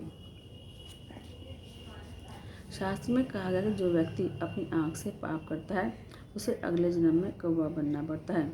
कौवे ने हंसनी को रात भर रहने दिया। दूसरे दिन वे जाने लगे तो कौवा हंसनी को रोकने लगा। हंस ने कहा कि हंसनी मेरी है, तो कौवा उसे अपनी कहने लगा। दोनों न्यायाधीश के पास पहुँचे। न्यायाधीश ने कहा कि मैं तुम दोनों की बात सुनकर फैसला करूँगा। कौवा बड़ा चालाक था। कौवे को पितरों का दूत मानते हैं। अतः वह न्यायाधीश के घर आकर बोला कि तुम्हारे माता पिता कौन सी योनि में है, मैं तुम्हें बताता हूँ। यदि तुम मेरा काम करोगे तो मैं तुम्हारा काम कर दूंगा। तुम हंसनी मुझे दिला दो तो मैं तुम्हें बताऊंगा कि तुम्हारे माता पिता कौन सी योनि में है। न्यायाधीश कौवे की बातों में आ गया। दूसरे दिन न्याय करते हुए उसने कहा कि हंसनी उसी की है जो उड़ता हुआ आगे निकल जाए। अब हंस की अपेक्षा कौवा अधिक गति से उड़ता है, तो कौवा आगे निकल गया, तो न्यायाधीश ने हंसनी उसको दे दी। अब न्यायाधीश ने कौवे से अपने माता पिता के बारे में पूछा।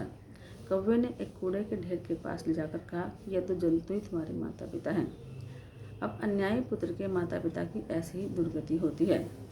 पिता की सिर बड़ी भारी जिम्मेदारी होती है। यदि वह अपने पुत्र को संस्कारी बनाए तो उसका पुत्र ही बैरी बन जाता है। प्रहलाद, तेरे कारण तो तेरी 21 पीढ़ियाँ पवित्र हो गई हैं, तो अशांत मत हो। सुखदेव जी कहते हैं, राजन, अब तो तुम्हें विश्वास हो गया कि भगवान के दंड में भी प्रेम है। भगवान दैत्य आदि को मारते हैं, उसका उद्धार भी तो करते हैं। निष्काम भगवान का काम भाव से चिंतन करने वाली गोपियाँ भगवान में बन गई, तो शिशुपाल क्रोध भाव से भगवान का हो गया, फिर भी वह प्रभु का ही रहा। कंस भी भय से भगवान का चिंतन करता प्रभु का हो गया। बात सिर्फ इतनी सी है कि किसी भी रीति से भगवान में तन्मयता होनी चाहिए। भगवान के द्वार पर जय विजय के 3 अवतार हुए। हिरण्याक्ष और हिरण्यकशिपु यह लोभ का अवतार था। रावण और कुंभकर्ण यह काम और प्रमाद का अवतार था। शिशुपाल और दंतवक्र यह क्रोध और अभिमान का अवतार था। प्रहलाद ने अपने पिता के मृतदेह का अग्नि संस्कार किया। ब्रह्मा जी ने प्रहलाद का राज्याभिषेक किया। प्रहलाद ने नरसिंह स्वामी को प्रणाम किया और नरसिंह स्वामी प्रसन्न हो गए। नारद जी ने प्रेम से प्रहलाद की कथा धर्मराज को सुनाई। फिर भी नारद जी ने देखा कि धर्मराज के मुख पर ग्लानि है, तो वे बोले कि अब उदास क्यों हो। तो धर्मराज से नारद जी ने पूछा कि तुम्हारे मुख पर खुशी क्यों नहीं है। धर्मराज बोले, 5 वर्ष के प्रहलाद का ज्ञान, वैराग्य और प्रेम देखो। धन्य है प्रहलाद और उनका बचपन और उनका प्रेम, जिसके कारण प्रभु स्तंभ में से प्रकट हुए। मैं 55 साल का हो गया, फिर भी एक बार भी प्रभु को देख नहीं पाया। मेरा जीवन पशु की तरह बीत गया। धन के पीछे दौड़ा, भूख लगी तो खाया, नींद आई तो सोया, वासना जगी तो काम से अंधा हुआ। अवतार मनुष्य का मिला है, लेकिन प्रभु के लिए कोई भी सत्कर्म नहीं किया। मेरा जीवन कुत्ते की तरह बीत गया। मैं अब भी प्रभु में लीन नहीं हो पाया। मुझे अब तक भगवान नहीं मिले, जबकि 5 वर्ष के प्रहलाद को भगवान ने पा लिया। 5 वर्ष के प्रहलाद ने भगवान को पा लिया। मुझे जगत में प्रतिष्ठा मान तो मिला, लेकिन भगवान को नहीं पा सका, इसलिए मैं दुखी हूँ। मेरा मन पशु की तरह बीत गया। एक बार भी मैं परमात्मा को देख नहीं पाया। मैंने बहुत प्रयत्न किया, लेकिन जो करना चाहिए था वह नहीं किया। भगवान के लिए मैंने कुछ नहीं किया। सुंदर शरीर, सुंदर पत्नी, मेरू पर्वत जितना धन और पुष्कल कीर्ति हो, लेकिन मन प्रभु के चरणों में न लगाओ तो उन सब से क्या लाभ? उन सब से क्या हुआ? क्या मिला? कुछ भी नहीं। जगत की प्रतिष्ठा, धन या विद्वता अंतकाल में कुछ काम नहीं आती। जो विद्या अंतकाल में बेकार हो, उससे क्या लाभ? एक बार एक नौका में कुछ विद्वान सफ़र कर रहे थे। बातों ही बातों में उन्होंने नाविक से पूछा, तुम कहाँ तक पढ़े लिखे हो? नाविक बोला, मैं पढ़ना लिखना नहीं जानता। विद्वान बोले, तुम्हें इतिहास के बारे में कुछ जानकारी है? इंग्लैंड में कितने एडवर्ड हुए? नाविक बोला, मैं इतिहास नहीं जानता। तो पंडित बोले, तब तो तेरी चौथाई जिंदगी बेकार हो गई। तो और बोले कि तुम्हें भूगोल का ज्ञान है क्या? लंदन की आबादी कितनी है? नाविक बोला, मैं भूगोल भी नहीं जानता। पंडित बोले, ओहो, फिर तो तेरी आधी जिंदगी बेकार चली गई। तूने साहित्य पढ़ा है क्या? शेक्सपियर के कौन से नाटक तूने पढ़े हैं? तो नाविक बोला, मैंने साहित्य नहीं पढ़ा। इतने में नदी में तूफान आया और नैया डोलने लगी। नाविक ने विद्वानों से पूछा कि लगता है हमारी नौका डूब जाएगी, क्या आप तैरना जानते हैं? तो पंडित बोले, नहीं। तो नाविक बोला, हरिहर, अब तो सारी जिंदगी आपकी पानी में चली जाएगी। और हुआ भी ऐसा ही। तूफान आया और नाविक डूब गए, और सारे वो विद्वान डूब गए और नाविक तैरता बाहर आ गया। रामकृष्ण परमहंस इस दृष्टांत को बार बार सुनाया करते थे। संसार भी एक समुद्र है। इस भवसागर को किसी न किसी तरह पार तो करना ही पड़ेगा। जो विद्या संसार पार कराने की विद्या ना सिखा सके, वह सच्ची विद्या है। जो विद्या संसार पार करने की कला सिखा दे, वह सच्ची विद्या है। भवसागर को तैरने के लिए भजन एकमात्र साधन है। इस भजन रूपी विद्या को सीखने के बदले सिर्फ संसारिक विद्या सीखकर पंडिताई करोगे तो संसार में डूबोगे ही। जो विद्या अंतकाल में भगवान को न दिखाए, वह विद्या है ही नहीं। संयोग में दोष दर्शन और वियोग में गुण दर्शन ही जीवन का स्वभाव है। धर्मराज की सभा में द्वारकानाथ रहते थे, फिर भी धर्मराज को उनका स्वरूप पता नहीं था। ठाकुर जी अपना स्वरूप छिपाते हैं। भगवान कृष्ण कहते हैं, मैं तो माखन चोर हूँ, जिसके मन की चोरी करता हूँ वह मुझे पहचानता है। कृष्ण गुप्त ही रहना चाहते हैं। ईश्वर ने तरह तरह के फूल, फल आदि न जाने कितनी वस्तुएं बनाए, लेकिन कहीं भी अपना नाम नहीं लिखा। मनुष्य तो मकान आदि से लेकर अंगूठी और चैन आदि पर भी अपना नाम लिख लेता है। अरे भाई, इस शरीर पर नाम क्यों लिखता है तू? उसे कौन ले जाएगा? मकान पर नाम क्यों लिखता है? कितने दिन जीने वाला है? मकान पर नाम लिखना ही है तो लिखो राम निवास, कृष्ण भवन। यह सब कुछ तो उस ठाकुर जी का है, फिर भी मानव अपने नाम रूप में फंसा है। आजकल लोग सेवा भी कमाने के हेतु करते हैं, पुण्य लाभ के लिए नहीं। मंदिर में वस्तु देंगे तो पहले अपना नाम लिख देंगे। याद रखो कि अतिशय प्रसिद्धि पुण्य को खत्म करती है। कृष्ण पांडवों के बीच में रहते थे, फिर भी कोई उन्हें जानता नहीं था। जानते भी कैसे? युधिष्ठिर के राष्ट्रीय यज्ञ में वे झूठी पतले उठाते थे। अब गीता नायक श्री कृष्ण का यही तो है दिव्य कर्म योग। उन्होंने अपनी वाणी अपने जीवन में कार्यान्वित की। प्रभु ने धर्मराज से कहा कि महाराज, अपने यज्ञ में थोड़ी सी सेवा मुझे भी दे दो, मैं जूठन साफ करता रहूँगा। कृष्ण ऐसा काम करते थे, अतः धर्मराज ने माना कि वे मामा के पुत्र हैं और यह काम करते हैं। ईश्वर स्वयं ऐसा अनुभव नहीं करते कि वे ईश्वर है। यदि ईश्वर ऐसा करे तो उनका ईश्वरत्व नष्ट हो जाए। धर्मराज भूल गए कि स्वयं श्री कृष्ण उनसे बात कर रहे हैं। वे कहते हैं कि भगवान के दर्शन अभी तक हुए नहीं हैं। नारद जी धर्मराज से पूछते हैं कि बड़े बड़े मुनि आपके घर आए हुए हैं, उन्हें दक्षिणा का लोभ नहीं है। ये दुर्वासा और जमदग्नि आए हुए हैं। धर्मराज के यहाँ विशाल जनसमुदाय है, अतः दुर्वासा को आशंका है कि कहीं कुछ अधर्माचरण न हो जाए, इसलिए वे भोजन भी नहीं करते। द्वारकाधीश दुर्वासा को ब्रह्म विद्या का गुरु मानते हैं। एक बार रुक्मिणी बोली, नाथ, दुर्वासा आपके गुरु हैं, बड़े तपस्वी हैं, क्यों ना हम ऐसे पवित्र ब्राह्मण को भोजन कराएं। कृष्ण बोले, ये दूर रहें, यही ठीक है, घर आएंगे तो गड़बड़ करेंगे। रुक्मिणी ने आग्रह किया तो कृष्ण रुक्मिणी दुर्वासा को आमंत्रण देने के लिए पिंडारक तीर्थ पर आए। दुर्वासा ने कहा, भोजन की बात छोड़ो, मेरा आशीर्वाद है आपको, मैं क्रोधी हूँ, कुछ शाप न दे दूँ। लेकिन कृष्ण रुक्मिणी के आग्रह से दुर्वासा आने के लिए तैयार हुए। रथ में बैठे दुर्वासा ने उनकी परीक्षा करने का विचार किया। और कृष्ण से कहा कि मैं ब्राह्मण हूँ, तुम क्षत्रिय। क्या यह योग्य है कि हम एक आसन पर बैठें? इन बैलों को हटाकर तुम रथ खींचो और मैं आऊँ। कृष्ण और रुक्मिणी रथ खींचने गई। माताजी थक गई और प्यासी होगी। बोली, ब्राह्मण बड़े विचित्र होते हैं, मैं ब्राह्मणों के घर में नहीं रहूँगी। कृष्ण ने बोला कि देवी, अब देरी नहीं है, धीरज रखो। तो रुक्मिणी बोली कि मैं धीरज नहीं रख सकती, मैं इस प्रदेश में नहीं रहूँगी। कृष्ण बोले, नहीं नहीं, ऐसा मत करना, इस प्रदेश को कभी मत छोड़ना और गुजरात में हमेशा वास करना। और लक्ष्मी जी गुजरात में रह गई। प्रभु की लीला है। दुर्वासा के हृदय में भी श्री कृष्ण है। रुक्मिणी जल पीने जा रही थी कि दुर्वासा समाधि में से जाग गए।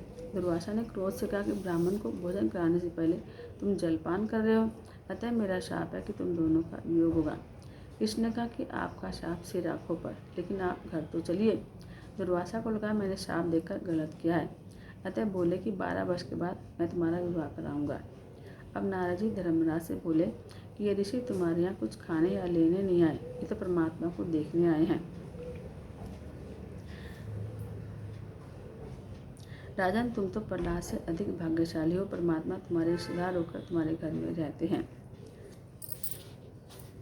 तुम भाग्यशाली हो, परमात्मा तुम्हारी सभा में ही बैठे हैं। नारद जी के बात सुनकर धर्मराज चारों ओर देखते हैं, लेकिन कहीं भी परमात्मा को देख नहीं पाते। इधर कृष्ण सोचते हैं कि नारद जी चुप हो जाएं तो अच्छा है, अन्यथा मुझे प्रसिद्ध कर देंगे। उन्होंने नारद जी से कहा कि तुम मुझे प्रकट मत करो। नारद जी बोले, इस सभा में जगत के अन्नदाता बैठे हैं। ब्रह्मा जी ने माना कि नारद जी मेरा नाम बताएंगे।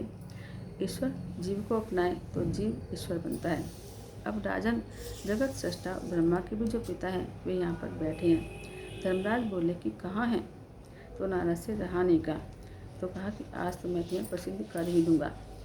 नारद जी ने भगवान की ओर उंगली करते हुए कहा कि अयम ब्रह्म। इनको ही देखने के लिए सारे ऋषि मुनि यहाँ पर आए हुए हैं।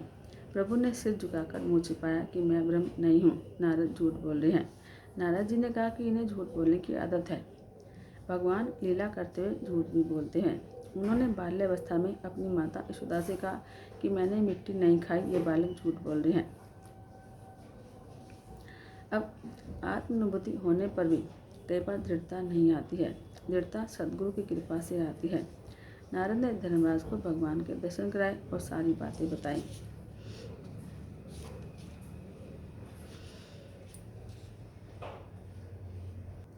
अब आगे कथा आती है धर्म की। जब कोई साथ नहीं देता, जब अपना धर्म ही साथ देता है, चाहे धन संपत्ति नष्ट हो जाए, पर धर्म का नाश मत होने देना। मनुष्य धन को ही सारे सुखों का साधन मानता है, लेकिन धर्म ही हमारे सब सुखों का साधन है। आज के कायदे कानून में कई बार परिवर्तन करने पड़ते हैं, क्योंकि इसके बनाने वाले विलासी हैं। राम राज्य में तो वशिष्ठ का वचन ही धारा बन जाया करता था। पहले साधारण धर्म के 3 वर्णन हैं, 3 लक्षण हैं। साधारण धर्म अर्थात सबका धर्म, मनुष्य मात्र का धर्म। नारद जी कहते हैं कि इस धर्म की कथा बड़ी लंबी है, मैंने इसे नारायण के मुख से सुना है। धर्म के 3 लक्षण हैं। पहला लक्षण है सत्य और अंतिम लक्षण है आत्मसमर्पण। धर्म कथा का आरंभ सत्य से होता है, समाप्ति आत्मसमर्पण से। सत्य ही ईश्वर का स्वरूप है। धर्म की गति सूक्ष्म है, आत्मा के समान कोई पाप नहीं है। सत्य वह साधन है जिसके सारे मनुष्य सत्यनारायण में लीन होता है। हरिश्चंद्र ने पत्नी का विक्रय करके भी सत्य को निभाया। सत्य में अटल श्रद्धा रखो। महाभारत के अनुसार जिससे सबका कल्याण हो वह वचन ही सत्य है। सबका कल्याण हो ऐसा विवेक भरा वचन बोलो। श्री कृष्ण के असत्य वचन भी सत्य हैं, क्योंकि वे सबके हित के लिए हैं। महाभारत के युद्ध में द्रोणाचार्य के प्रसंग में श्री कृष्ण को असत्य बोलना पड़ा। द्रोणाचार्य भीषण युद्ध कर रहे थे, उनके हाथ में जब तक शस्त्र था तब तक उन्हें मार पाना असंभव था। क्या करें? अश्वत्थामा नामक हाथी मरा तो द्रोण से कहा गया कि उनका पुत्र अश्वत्थामा मर गया है। द्रोणाचार्य ने झूठ माना, सोचा कि कृष्ण तो झूठ बोल सकते हैं, लेकिन धर्मराज नहीं बोलते, मैं इनसे ही पूछता हूँ। उन्होंने युधिष्ठिर से कहा कि यदि मेरा पुत्र मरा है तो मुझे शस्त्र छोड़ने होंगे, क्या सचमुच मेरा पुत्र मारा गया है? श्री कृष्ण ने युधिष्ठिर से कहा कि बोलो, अश्वत्थामा हत है। सत्यवध का नियम मैंने बनाया है, इसमें परिवर्तन करने का अधिकार मेरा है। सत्य भैया जिसे विवेक से बोलने से सबका कल्याण हो। द्रोणाचार्य के शस्त्र त्याग से कौरवों की पराजय होगी और पांडवों को राज्य मिलेगा और दुर्योधन की हत्या से ज़्यादा पाप भी नहीं लगेगा, क्योंकि इससे स्वयं दुर्योधन का कल्याण होगा। कोई कहेगा कि सबका कल्याण होगा, लेकिन द्रोणाचार्य को क्या लाभ होगा? द्रोणाचार्य वेद संपन्न ब्राह्मण है। ब्राह्मण को युद्ध करने का अधिकार नहीं। यदि उसे युद्ध करना भी पड़े तो धर्म की रक्षा के लिए करे, लेकिन ये तो अधर्म के पक्ष में रहकर युद्ध कर रहे हैं। अब मैं द्रोणाचार्य को नरसंहार से रोकता हूँ, यह मेरी आज्ञा है। धर्मराज ने द्रोणाचार्य को बोला, अश्वत्थामा हत्या, किंतु दबे होठों में बोला, नरो वा कुंजरो वा, लेकिन ये शब्द सुनाई न दे, तो इसलिए पहले भगवान कृष्ण ने शंख बजा दिया।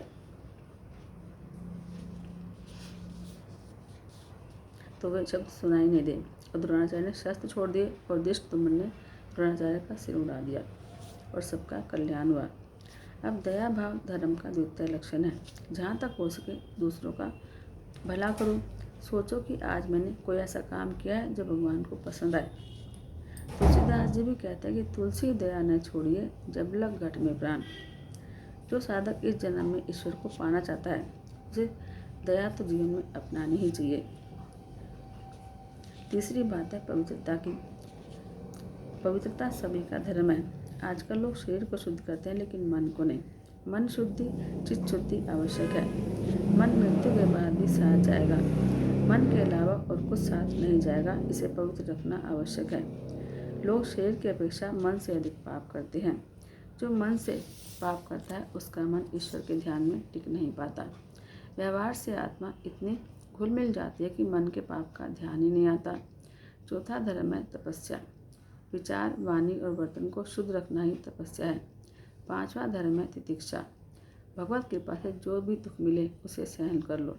शत्रु के प्रति भी सद्भाव बनाए रखो, तभी परमात्मा आपके पक्ष में रहेंगे और आपके शत्रु को दंड देंगे। एक महात्मा जप करते हुए जा रहे थे। रास्ते में किसी धोबी ने सुखाने के लिए कपड़े फैलाए थे।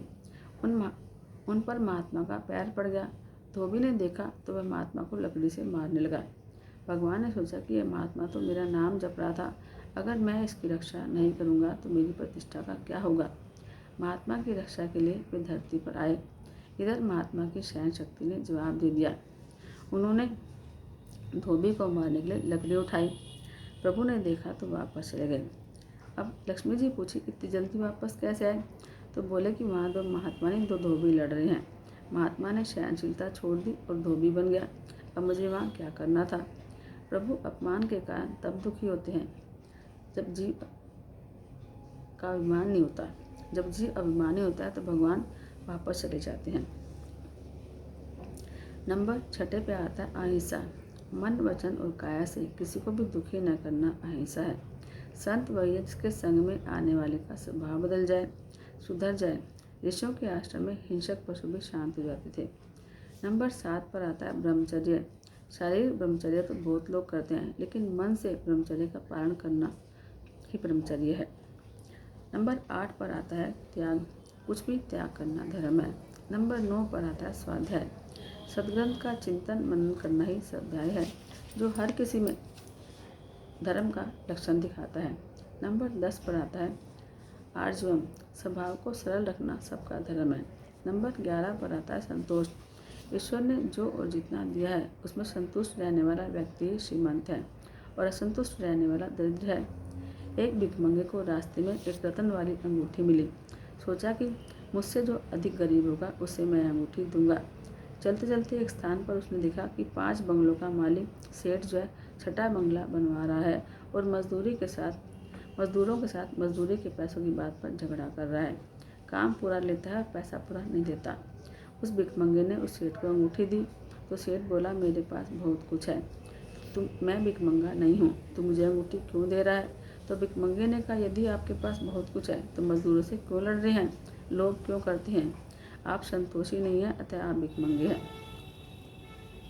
अब सोचो कि सच्चा भिखमंगा कौन और सच्चा सेठ कौन। अब नंबर 12 पर आता है समदृष्टि। सबके प्रति समदृष्टि से देखना सभी का धर्म है।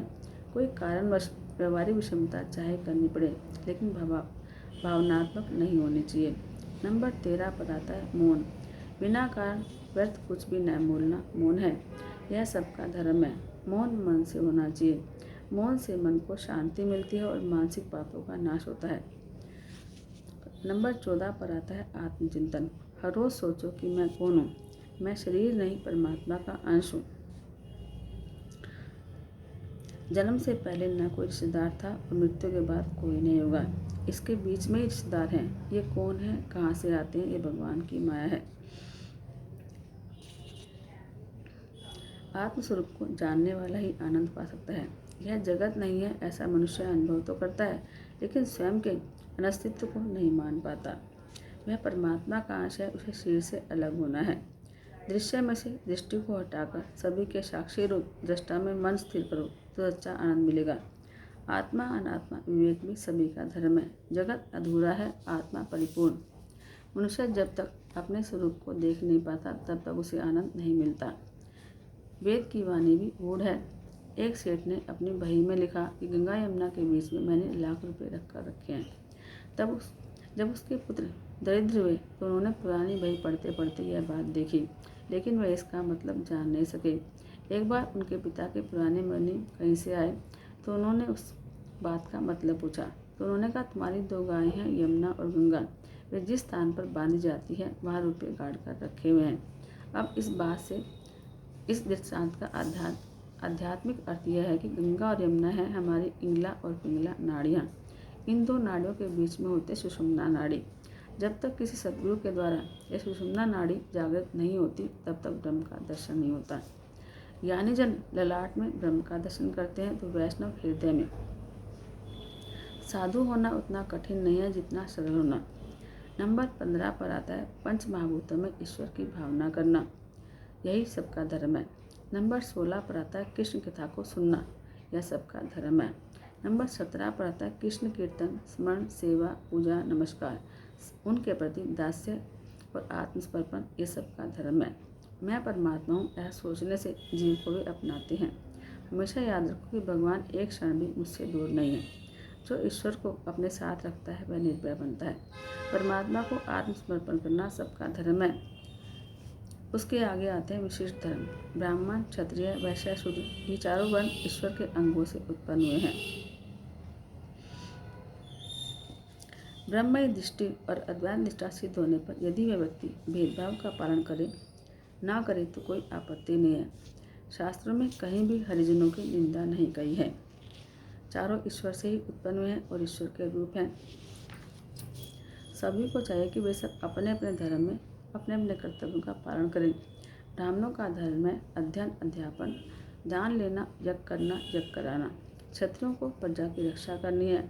वैश्यों का धर्म है गोपालना, कृषि और व्यापार। शूद्रों का कार्य है समाज के सभी वर्गों की सेवा।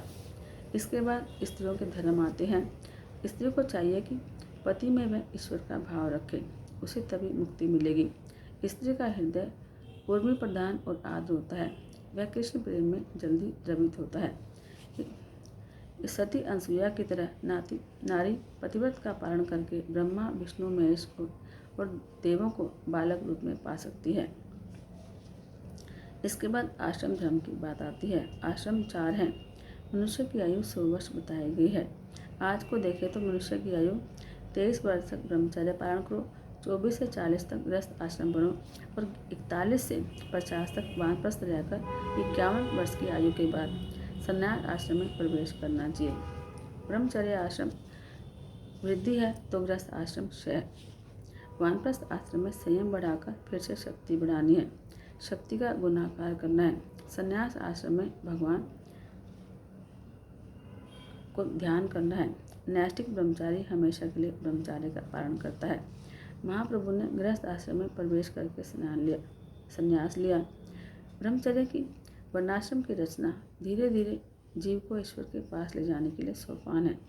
ब्रह्मचारी को चाहिए कि वह सदा मित भोजी रहे। अधिक भोजन करने से ब्रह्मचर्य का पालन नहीं हो पाता।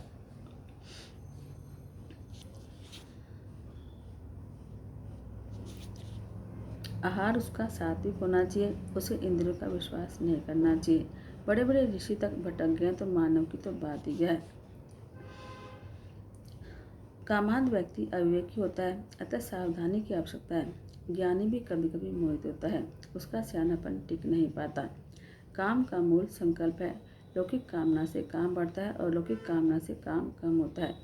काम क्रोध को उत्पन्न करता है, एकांत में सताता है। एकांत में भजन करो तो काम का नाश होगा। संन्यास लेने से पहले गृहस्थ को चाहिए कि वानप्रस्थ आश्रम का पालन करे, पवित्र ग्रंथों को पढ़े, वैराग्य दृढ़ होने के बाद संन्यास ले। परमात्मा के लिए सभी सुखों का त्याग ही संन्यास है। प्रहलाद और दत्तात्रेय का एक प्रसंग है। दत्तात्रेय से प्रहलाद ने पूछा, आप कोई सुख चैन से तो रहते नहीं हैं, फिर इतने हष्ट पुष्ट कैसे हो गए? दत्तात्रेय बोले, जगत में किसी भी जड़ पदार्थ में आनंद नहीं, सुख की इच्छा ही दुख है। मुझ में समाहित आत्मानंद का मैं उपयोग करता हूँ। मैं अपना आनंद अपने आत्म रूप में से प्राप्त कर लेता हूँ। प्रारब्ध को भुगत कर पूरा करता हूँ। मेरी आत्मनिष्ठा दृढ़ है। मेरे 2 गुरु हैं। पहली गुरु है मधुमक्खी। मधुमक्खी की भांति लोग बहुत कष्ट झेलकर धन इकट्ठा करते हैं, लेकिन मधुमक्खी के शहद की तरह कोई दूसरा ही उसका उपयोग करता है। दूसरा मेरा गुरु है अजगर। मैं अजगर की तरह निश्चेष रहता हूँ। जो प्रारब्ध से मिल जाए उसमें संतुष्ट रहता हूँ। इन 2 गुरुओं से मैंने वैराग्य और संतोष का नियम प्राप्त किया है। एक ही स्थान पर बैठकर मैं लगातार ब्रह्म चिंतन करता हूँ, जिससे मन में विक्षेप आए। ऐसे व्यवहार से मैं दूर रहता हूँ और ओंकार का लगातार जाप करता हूँ। अब आती है गृहस्थ धर्म की कथा। पति पत्नी सावधानीपूर्वक पवित्र जीवन जिए तो संन्यास आश्रम जैसा आनंद गृहस्थ आश्रम में मिलता है। गृहस्थ अवस्था में यह ध्यान रखना चाहिए कि पत्नी काम भोग का नहीं, धर्म का साधन है। गृहस्थ आश्रम को में धर्म को बनाए रखना श्रेष्ठ है। सन्यासी भी गृहस्थी के आंगन में आता है, अतः गृहस्थ आश्रम श्रेष्ठ है। पति पत्नी दोनों सुपात्र हों तो धर्म का पालन होगा। गृहस्थ आश्रम सर्वश्रेष्ठ है। गृहस्थ को सावधान रहना चाहिए, कहीं उससे पाप न हो जाए। उसे अंदर से अनासक्त त्याग कर बाहर से सबसे प्रेम करना चाहिए। जो पात्र में थाली में है वह सब कुछ अपना नहीं है, किंतु जितना पेट में गया उतना ही अपना है, और पेट में जो गया उसमें से जितना बचा है उतना ही अपना है। गृहस्थ आश्रमी को न तो अधिक कठोर होना चाहिए और न अधिक सरल। स्त्री से अधिक ममता न रखे और पर स्त्री को बिल्कुल भी ना देखे। एक राजा था जो पशु पक्षी की भाषा भी जानता था। एक बार राजा रानी भोजन कर रहे थे तो एक चींटी ने भोजन का एक दाना रानी की थाली में से उठाकर राजा की थाली में रख दिया। यह देखकर एक चींटी दूसरी से बोली कि यह अधर्म है। स्त्री का उच्छिष्ट अन्न खाना पुरुष को अविवेक है। इन 2 चींटियों की बात सुनकर राजा को हंसी आ गई। राजा ने हंसने का कारण पूछा। रानी ने पूछा तो राजा ने कहा कि छोड़ इस बात को। इन महात्माओं ने राजा को पशु पक्षी की बोली सिखाई थी। उन्होंने कहा था कि यह विद्या सिखाई तो है, लेकिन किसी से कहना मत, नहीं तो तुम्हारी मृत्यु हो जाएगी। राजा ने पत्नी को कहा, लेकिन स्त्री हठ था, बोली कि मुझे तो जानना ही है, चाहे आपकी मृत्यु हो जाए। राजा बोला था और पत्नी के अधीन था, तो बोला चलो काशी चलते हैं, बाद में तुम्हें सारी बात बताऊंगा। राजा ने सोचा कि मरना ही है तो पहले काशी में जाकर मुक्ति क्यों न लो। दोनों काशी चले। रास्ते में वन में एक बकरा और बकरी का जोड़ा मिला। बकरी बकरे से बोली कि कुएं के पास जाकर मेरे लिए हरी घास ला दो, नहीं तो मैं डूब मरूंगी। बकरे ने बोला कि मेरा पैर फिसल जाएगा। बकरी बोली चाहे जो भी हो, मुझे तो वही घास खानी है। तो बकरी ने तेवर बदल कर कहा, मैं राजा की तरह मूर्ख नहीं हूँ जो तेरी बेमतलब की बात पर ध्यान दूँ। राजा ने बकरे की बात सुनी तो सोच में पड़ गया कि मैं कितना मूर्ख हूँ। भगवान के भजन के लिए जो शरीर मिला है उसे स्त्री की मुक्ता बृहट पर त्याग करने के लिए तैयार हो गया। धिक्कार है मुझसे तो बकरा अच्छा है। उसने रानी से बोला कि मैं कुछ भी नहीं बताऊंगा, तो जो चाहे कर ले। तो रानी को अपनी हट छोड़नी पड़ी। हृदय में से जब राम जाते हैं तो मनुष्य काम से अंधा बनता है। गृहस्थ आश्रम की आज्ञा है कि वे दान करें, क्योंकि दान से धन की शुद्धि होती है। वर्ष में 1 मास गंगा किनारे रहने की आज्ञा दी गई है। उसे चाहिए कि वह एकांत में नारायण की आराधना करें। वर्ष में 1 मास ठाकुर जी के सुरक्षित रखें। घर में ठीक तरह से भक्ति हो नहीं पाती है, अतः तीर्थ में भक्ति करो। तीर्थ में जाकर घर को और लौकिक बातों को याद मत करो, वहाँ सिर्फ भक्ति ही करो। भक्ति करने के लिए स्नान की शुद्धि भी आवश्यक है। स्थान के वातावरण का मन पर बड़ा असर पड़ता है। मार्कंडेय पुराण में एक कथा आती है। राम लक्ष्मण वन में प्रवास पर कर रहे थे। मार्ग में एक स्थान पर लक्ष्मण जी का मन कुभाव से भर गया। सोचने लगे कि कैकेयी ने वनवास राम को दिया, तो मैं राम की सेवा क्यों कर रहा हूँ, मैं कष्ट क्यों उठा रहा हूँ। राम ने लक्ष्मण से कहा, इस स्थान की मिट्टी अच्छी लगती है, थोड़ी बांध लो। लक्ष्मण ने एक पोटली बना ली। जब भी वह इस पोटली को हाथ में लेकर चलते तो उनके मन में उभाव आता, और जो ही पोटली को नीचे रखते तो उनका मन सीताराम के लिए ममत्व और भक्ति से भरता। लक्ष्मण इस बात से आश्चर्य में पड़ गए। उन्होंने राम से पूछा तो राम ने कहा कि भाई, तेरे मन के इस परिवर्तन के लिए तू दोषी नहीं है। इस मिट्टी का यह प्रभाव है। जिस भूमि पर जो से काम होते हैं उसके अच्छे बुरे परमाणु उस भूमि भाग में और वातावरण में छूट जाते हैं। जिस स्थान की मिट्टी इस पोटली में है वहाँ सुंद और उपसुंद नाम के दो राक्षस रहते थे। उन्होंने कड़ी तपस्या से ब्रह्मा जी को प्रसन्न करके अमरता का वर मांगा। ब्रह्मा जी ने उनकी मांग तो पूरी करनी चाहिए, लेकिन नियंत्रण के साथ। दोनों भाइयों में बहुत प्रेम था। उन्होंने कहा कि हमारी मृत्यु केवल आप ही लड़ाई से हो। ब्रह्मा ने वर दिया। अब दोनों सोच रहे हैं कि हम कभी आपस में लड़ने वाले हैं नहीं, तो हम तो मरेंगे ही नहीं। यह सोचकर उन्होंने सबको सताना शुरू कर दिया। देवों ने ब्रह्मा जी का आश्रय लिया तो ब्रह्मा जी ने तिलोत्तमा नाम की अप्सरा का सर्जन किया और उसे उन असुरों के पास जाने को बोला। सुंद और उपसुंद उसको देखकर मुंह से अंधे हो गए। सुंद ने कहा कि यह मेरी है, तो उपसुंद बोला यह तेरी भाभी है। दोनों झगड़ने लगे। तिलोत्तमा ने कहा कि जो विजेता होगा मैं तो उससे विवाह करूंगी। दोनों भाइयों ने विजेता बनने के लिए घोर युद्ध किया कि दोनों मर गए। अब दोनों जिस मिट्टी पर झगड़ते हुए मरे उस स्थान की यह मिट्टी है, अतः इस मिट्टी में भी द्वेष, तिरस्कार और बैर के संस्कार भरे हुए हैं। जिस भूमि पर जैसे कर्म होते हैं वैसे संस्कार मिट्टी भी ले लेती है। अब घर को सदा पवित्र रखो। लोग सैर करने के लिए माथेरान जाते हैं, लेकिन माथे पर ऋण कितना है यह नहीं सोचते। माथेरान जाने के बदले जहाँ परमात्मा ने लीला की हो वहाँ जाकर सत्कर्म करो। गृहस्थ को पितृ श्राद्ध भी करना चाहिए। गृहस्थ दशरथ के श्राद्ध के प्रसंग पर सीता जब वशिष्ठ को भोजन परोस रही थी तो वशिष्ठ में उसे दशरथ के दर्शन हुए थे। पवित्र ब्राह्मण के माध्यम से पितर घर पर आते हैं। पवित्र ब्राह्मण के हाथ श्राद्ध कराया जाए। काम का मूल है संकल्प, अतः संकल्प का त्याग करके काम को जीतना चाहिए। मन में सुख का संकल्प ही नहीं आना चाहिए। संकल्प ही दुख का कारण है। काम की इच्छा अपूर्ण रहने पर क्रोध उत्पन्न होता है। कामनाओं का त्याग ही क्रोध को जीतने का उपाय है। क्रोध दुखदायी है। क्रोध पर ही क्रोधित होने का निश्चय करो। संसारी लोग जिसे अनर्थ मानते हैं वह अनर्थ है ऐसा समझो और लोभ को जीत लो। तात्विक विचार से भय को जीतो। अध्यात्म विद्या से शोक और मोह पर, और संतों की उपासना से अभिमान पर, मौन से योग के विघ्नों पर, शील प्राण आदि को निश्चेष्ट करके हिंसा पर विजय पानी चाहिए। गृहस्थ को सद्गुरु का आश्रय लेकर उनकी आज्ञा का पालन करना चाहिए। सात्विक भोजन, स्थान और सत्संग से निद्रा को जीतना चाहिए। सद्गुण की वृद्धि से मनुष्य की देह विलीन होती है। ज्ञानेश्वर ने 16वें वर्ष में और शंकराचार्य ने 32 वर्ष में प्रयाण किया था। तमोगुण की वृद्धि से निद्रा बढ़ती है और सत्वगुण की वृद्धि से उड़ जाती है। सदाचार, संयम, सात्विक आहार, विहार, आचार आदि से सत्वगुण बढ़ता है। सत्वगुण की वृद्धि से प्रभु मिलन की आतुरता बढ़ेगी। हर रोज भगवान का ध्यान करो। ध्यान करने से तुम्हारे अंदर ईश्वर की शक्ति आती है। गृहस्थ को इंद्रिय रूपी घोड़े को नियंत्रण में रखना चाहिए। विद्वान कहते हैं कि यह शरीर रथ है और इंद्रियां घोड़े। इंद्रियों का नियंता मन ही इन घोड़ों की बागडोर है। बुद्धि इस रथ को चलाने वाला सारथी है। इस रथ को बांधने के लिए ईश्वर ने मन रूपी बंधन बनाया है। 10 प्राण इस रथ की धुरा हैं। धर्म और अधर्म पहिए हैं। इस रथ में बैठता है हमारा अहंकारी जीव। ओंकार धनुष है और शुद्ध जीवन बाण। परब्रह्म लक्ष्य है। रोग, द्वेष, लोभ, शोक, मोह, भय, मन, मान, अपमान, असूया, माया, हिंसा, मत्सर, रजोगुण, प्रमाद, क्षुधा, निद्रा आदि शत्रु हैं।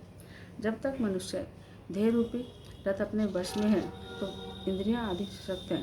उतने समय में मनुष्य को चाहिए कि वह सद्गुरुओं के चरणों का आश्रय लेकर भगवान का ध्यान कर ले और इस शरीर रथ को छोड़ दे। यदि ऐसा नहीं हो सकता तो रथ में विराजमान प्रमादी जीव कोई दुष्ट इंद्रिय रूपी घोड़ों को अयोग्य मार्ग में ले जाएगा और विषय रूपी चोरों के अधीन कर देगा। ये चोर घोड़े और सारथी के साथ जीव रूपी रथ को अंधकार और महामृत्यु के भय से पूर्ण संसार रूप कुएं में फेंक देंगे। वेद के 2 प्रकार के क्रम बताए गए हैं। प्रवृत्ति कर्म से मनुष्य संसार में वापस आता है और निवृत्ति कर्म से मोक्ष पाता है। मैं कमाता हूँ ऐसा अभिमान गृहस्थ को नहीं करना चाहिए। द्रव्य मेरा है ऐसा भी अभिमान मत करो, द्रव्य सभी का है। गृहस्थ भाव द्वैत सिद्ध करे, पति पत्नी सत्संग करें, एकांत में बैठकर हरि कीर्तन करो। कीर्तन से कली के दोषों का विनाश होता है। धर्म से अर्थ को इकट्ठा करो। मौज मजे में सभी साथ रहते हैं, लेकिन दंड अकेले जीवात्मा को भोगना पड़ता है। अनेक गृहस्थ संसार पार कर गए हैं। बड़े बड़े ऋषि जो ईश्वर को देखने के लिए तरसते हैं, वे आपके घर में रहते हैं। इस प्रकार नारद ने धर्मराज को उपदेश दिया। अंत में इस प्रकरण की समाप्ति में धर्मराज ने नारद जी की पूजा करी। हरे राम राम राम हरे हरे, हरे कृष्णा कृष्णा कृष्णा हरे हरे राम राम राम हरे हरे, हरे कृष्णा कृष्णा कृष्णा हरे हरे राम राम हरे हरे, हरे कृष्णा कृष्णा हरे हरे, हरे राम राम हरे हरे कृष्णा कृष्णा हरे हरे, हरे राम राम हरे हरे, हरे कृष्णा हरे हरे हरे, हरे राम राम हरे हरे कृष्णा कृष्णा हरे हरे राम राम हरे हरे, हरे कृष्णा कृष्णा हरे हरे राम राम हरे हरे, हरे कृष्णा कृष्णा हरे हरे कृष्णा कृष्णा हरे हरे कृष्णा कृष्णा हरे हरे। बोलो श्री कृष्ण भगवान की जय। ऐसी कृपा करो मेरे भगवन, हर समय तेरा नाम याद आए। ऐसी कृपा करो मेरे भगवन, हर समय तेरा नाम याद आए। जब तलक सांस है मेरे तन में, बस जुबां पे तेरा नाम आए। ऐसी कृपा करो मेरे भगवन, हर समय तेरा नाम याद आए। सुबह शाम वंदन करूं मैं, तेरी मूरत को दिल में बिठा के। सदा गीत गाऊं मैं तेरे, हृदय बीच तुझको हिला के। दिल का गुलशन सदा यूं ही महके, जब जहाँ से तेरे पास आऊं। जब तलक सांस है मेरे तन में, बस जुबां पे तेरा नाम आए। ऐसी कृपा करो मेरे भगवन, हर समय तेरा नाम याद आए। मेरे मन में करो तुम उजाला, जो मिटे मेरे मन का अंधेरा। चांद पूनम का बन के खिलो तुम, हो नया फिर से जाए सवेरा। सोन जीवन में तुम रंग भर दो, हम हमेशा तेरे दर पे आए। जब तलक सांस है मेरे तन में, बस जुबां पे तेरा नाम आए। ऐसी कृपा करो मेरे भगवन, हर समय तेरा नाम याद आए। हे गोविंद कृष्ण मुरारी, मुरलीधारी है गिरिवर धारी। नंदलाल यशोदा के लाला, राधा वल्लभ है मुनि मनहारी। आशा को कह दो हे श्याम सुंदर, बस यूं ही तेरा गुणगान गाए। जब तलक सांस है मेरे दिल में, बस जुबां पे तेरा नाम आए। ऐसी कृपा करो श्याम सुंदर, हर समय तेरा नाम याद आए। ऐसी कृपा करो श्याम सुंदर, हर समय तेरा नाम याद आए। बोले श्री कृष्ण चंद्र भगवान की जय। श्री भागवत भगवान की है आरती, पापियों को पाप से है तारती। श्री भागवत भगवान की है आरती, पापियों को पाप से है तारती। ये अमर ग्रंथ, ये मुक्ति पंथ, ये पंचम वेद निराला, नव ज्योति जगाने वाला। ये अमर ग्रंथ, ये मुक्ति पंथ, ये पंचम वेद निराला, नव ज्योति जगाने वाला। हरि धाम यही, हरि नाम यही, हरि धाम यही, हरि नाम यही, जग में मंगल की आरती। पापियों को पाप से है तारती, श्री भागवत भगवान की है आरती। पापियों को पाप से है तारती। ये शांति गीत पावन पुनीत, पापों को मिटाने वाला, हरि दर्श कराने वाला। ये शांति गीत पावन पुनीत, पापों को मिटाने वाला, हरि दर्श कराने वाला।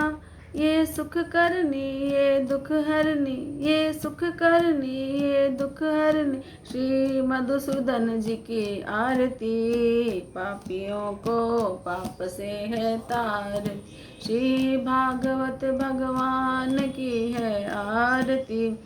पापियों को पाप से है तारती।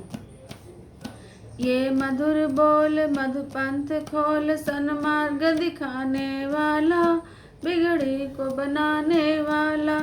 ये मधुर बोल मधुपंथ खोल, सन्मार्ग दिखाने वाला, बिगड़ी को बनाने वाला। श्री राम यही घनश्याम यही, श्री राम यही घनश्याम यही, प्रभु की महिमा की आरती। पापियों को पाप से है तारती, श्री भागवत भगवान की है आरती। पापियों को पाप से है तारती, श्री भागवत भगवान की है आरती। पापियों को पाप से है तारती, पापियों को पाप से है तारती, पापियों को पाप से है तारती। बोलो श्री कृष्ण चंद्र भगवान की जय। बोलो श्रीमद् भागवत महापुराण की जय।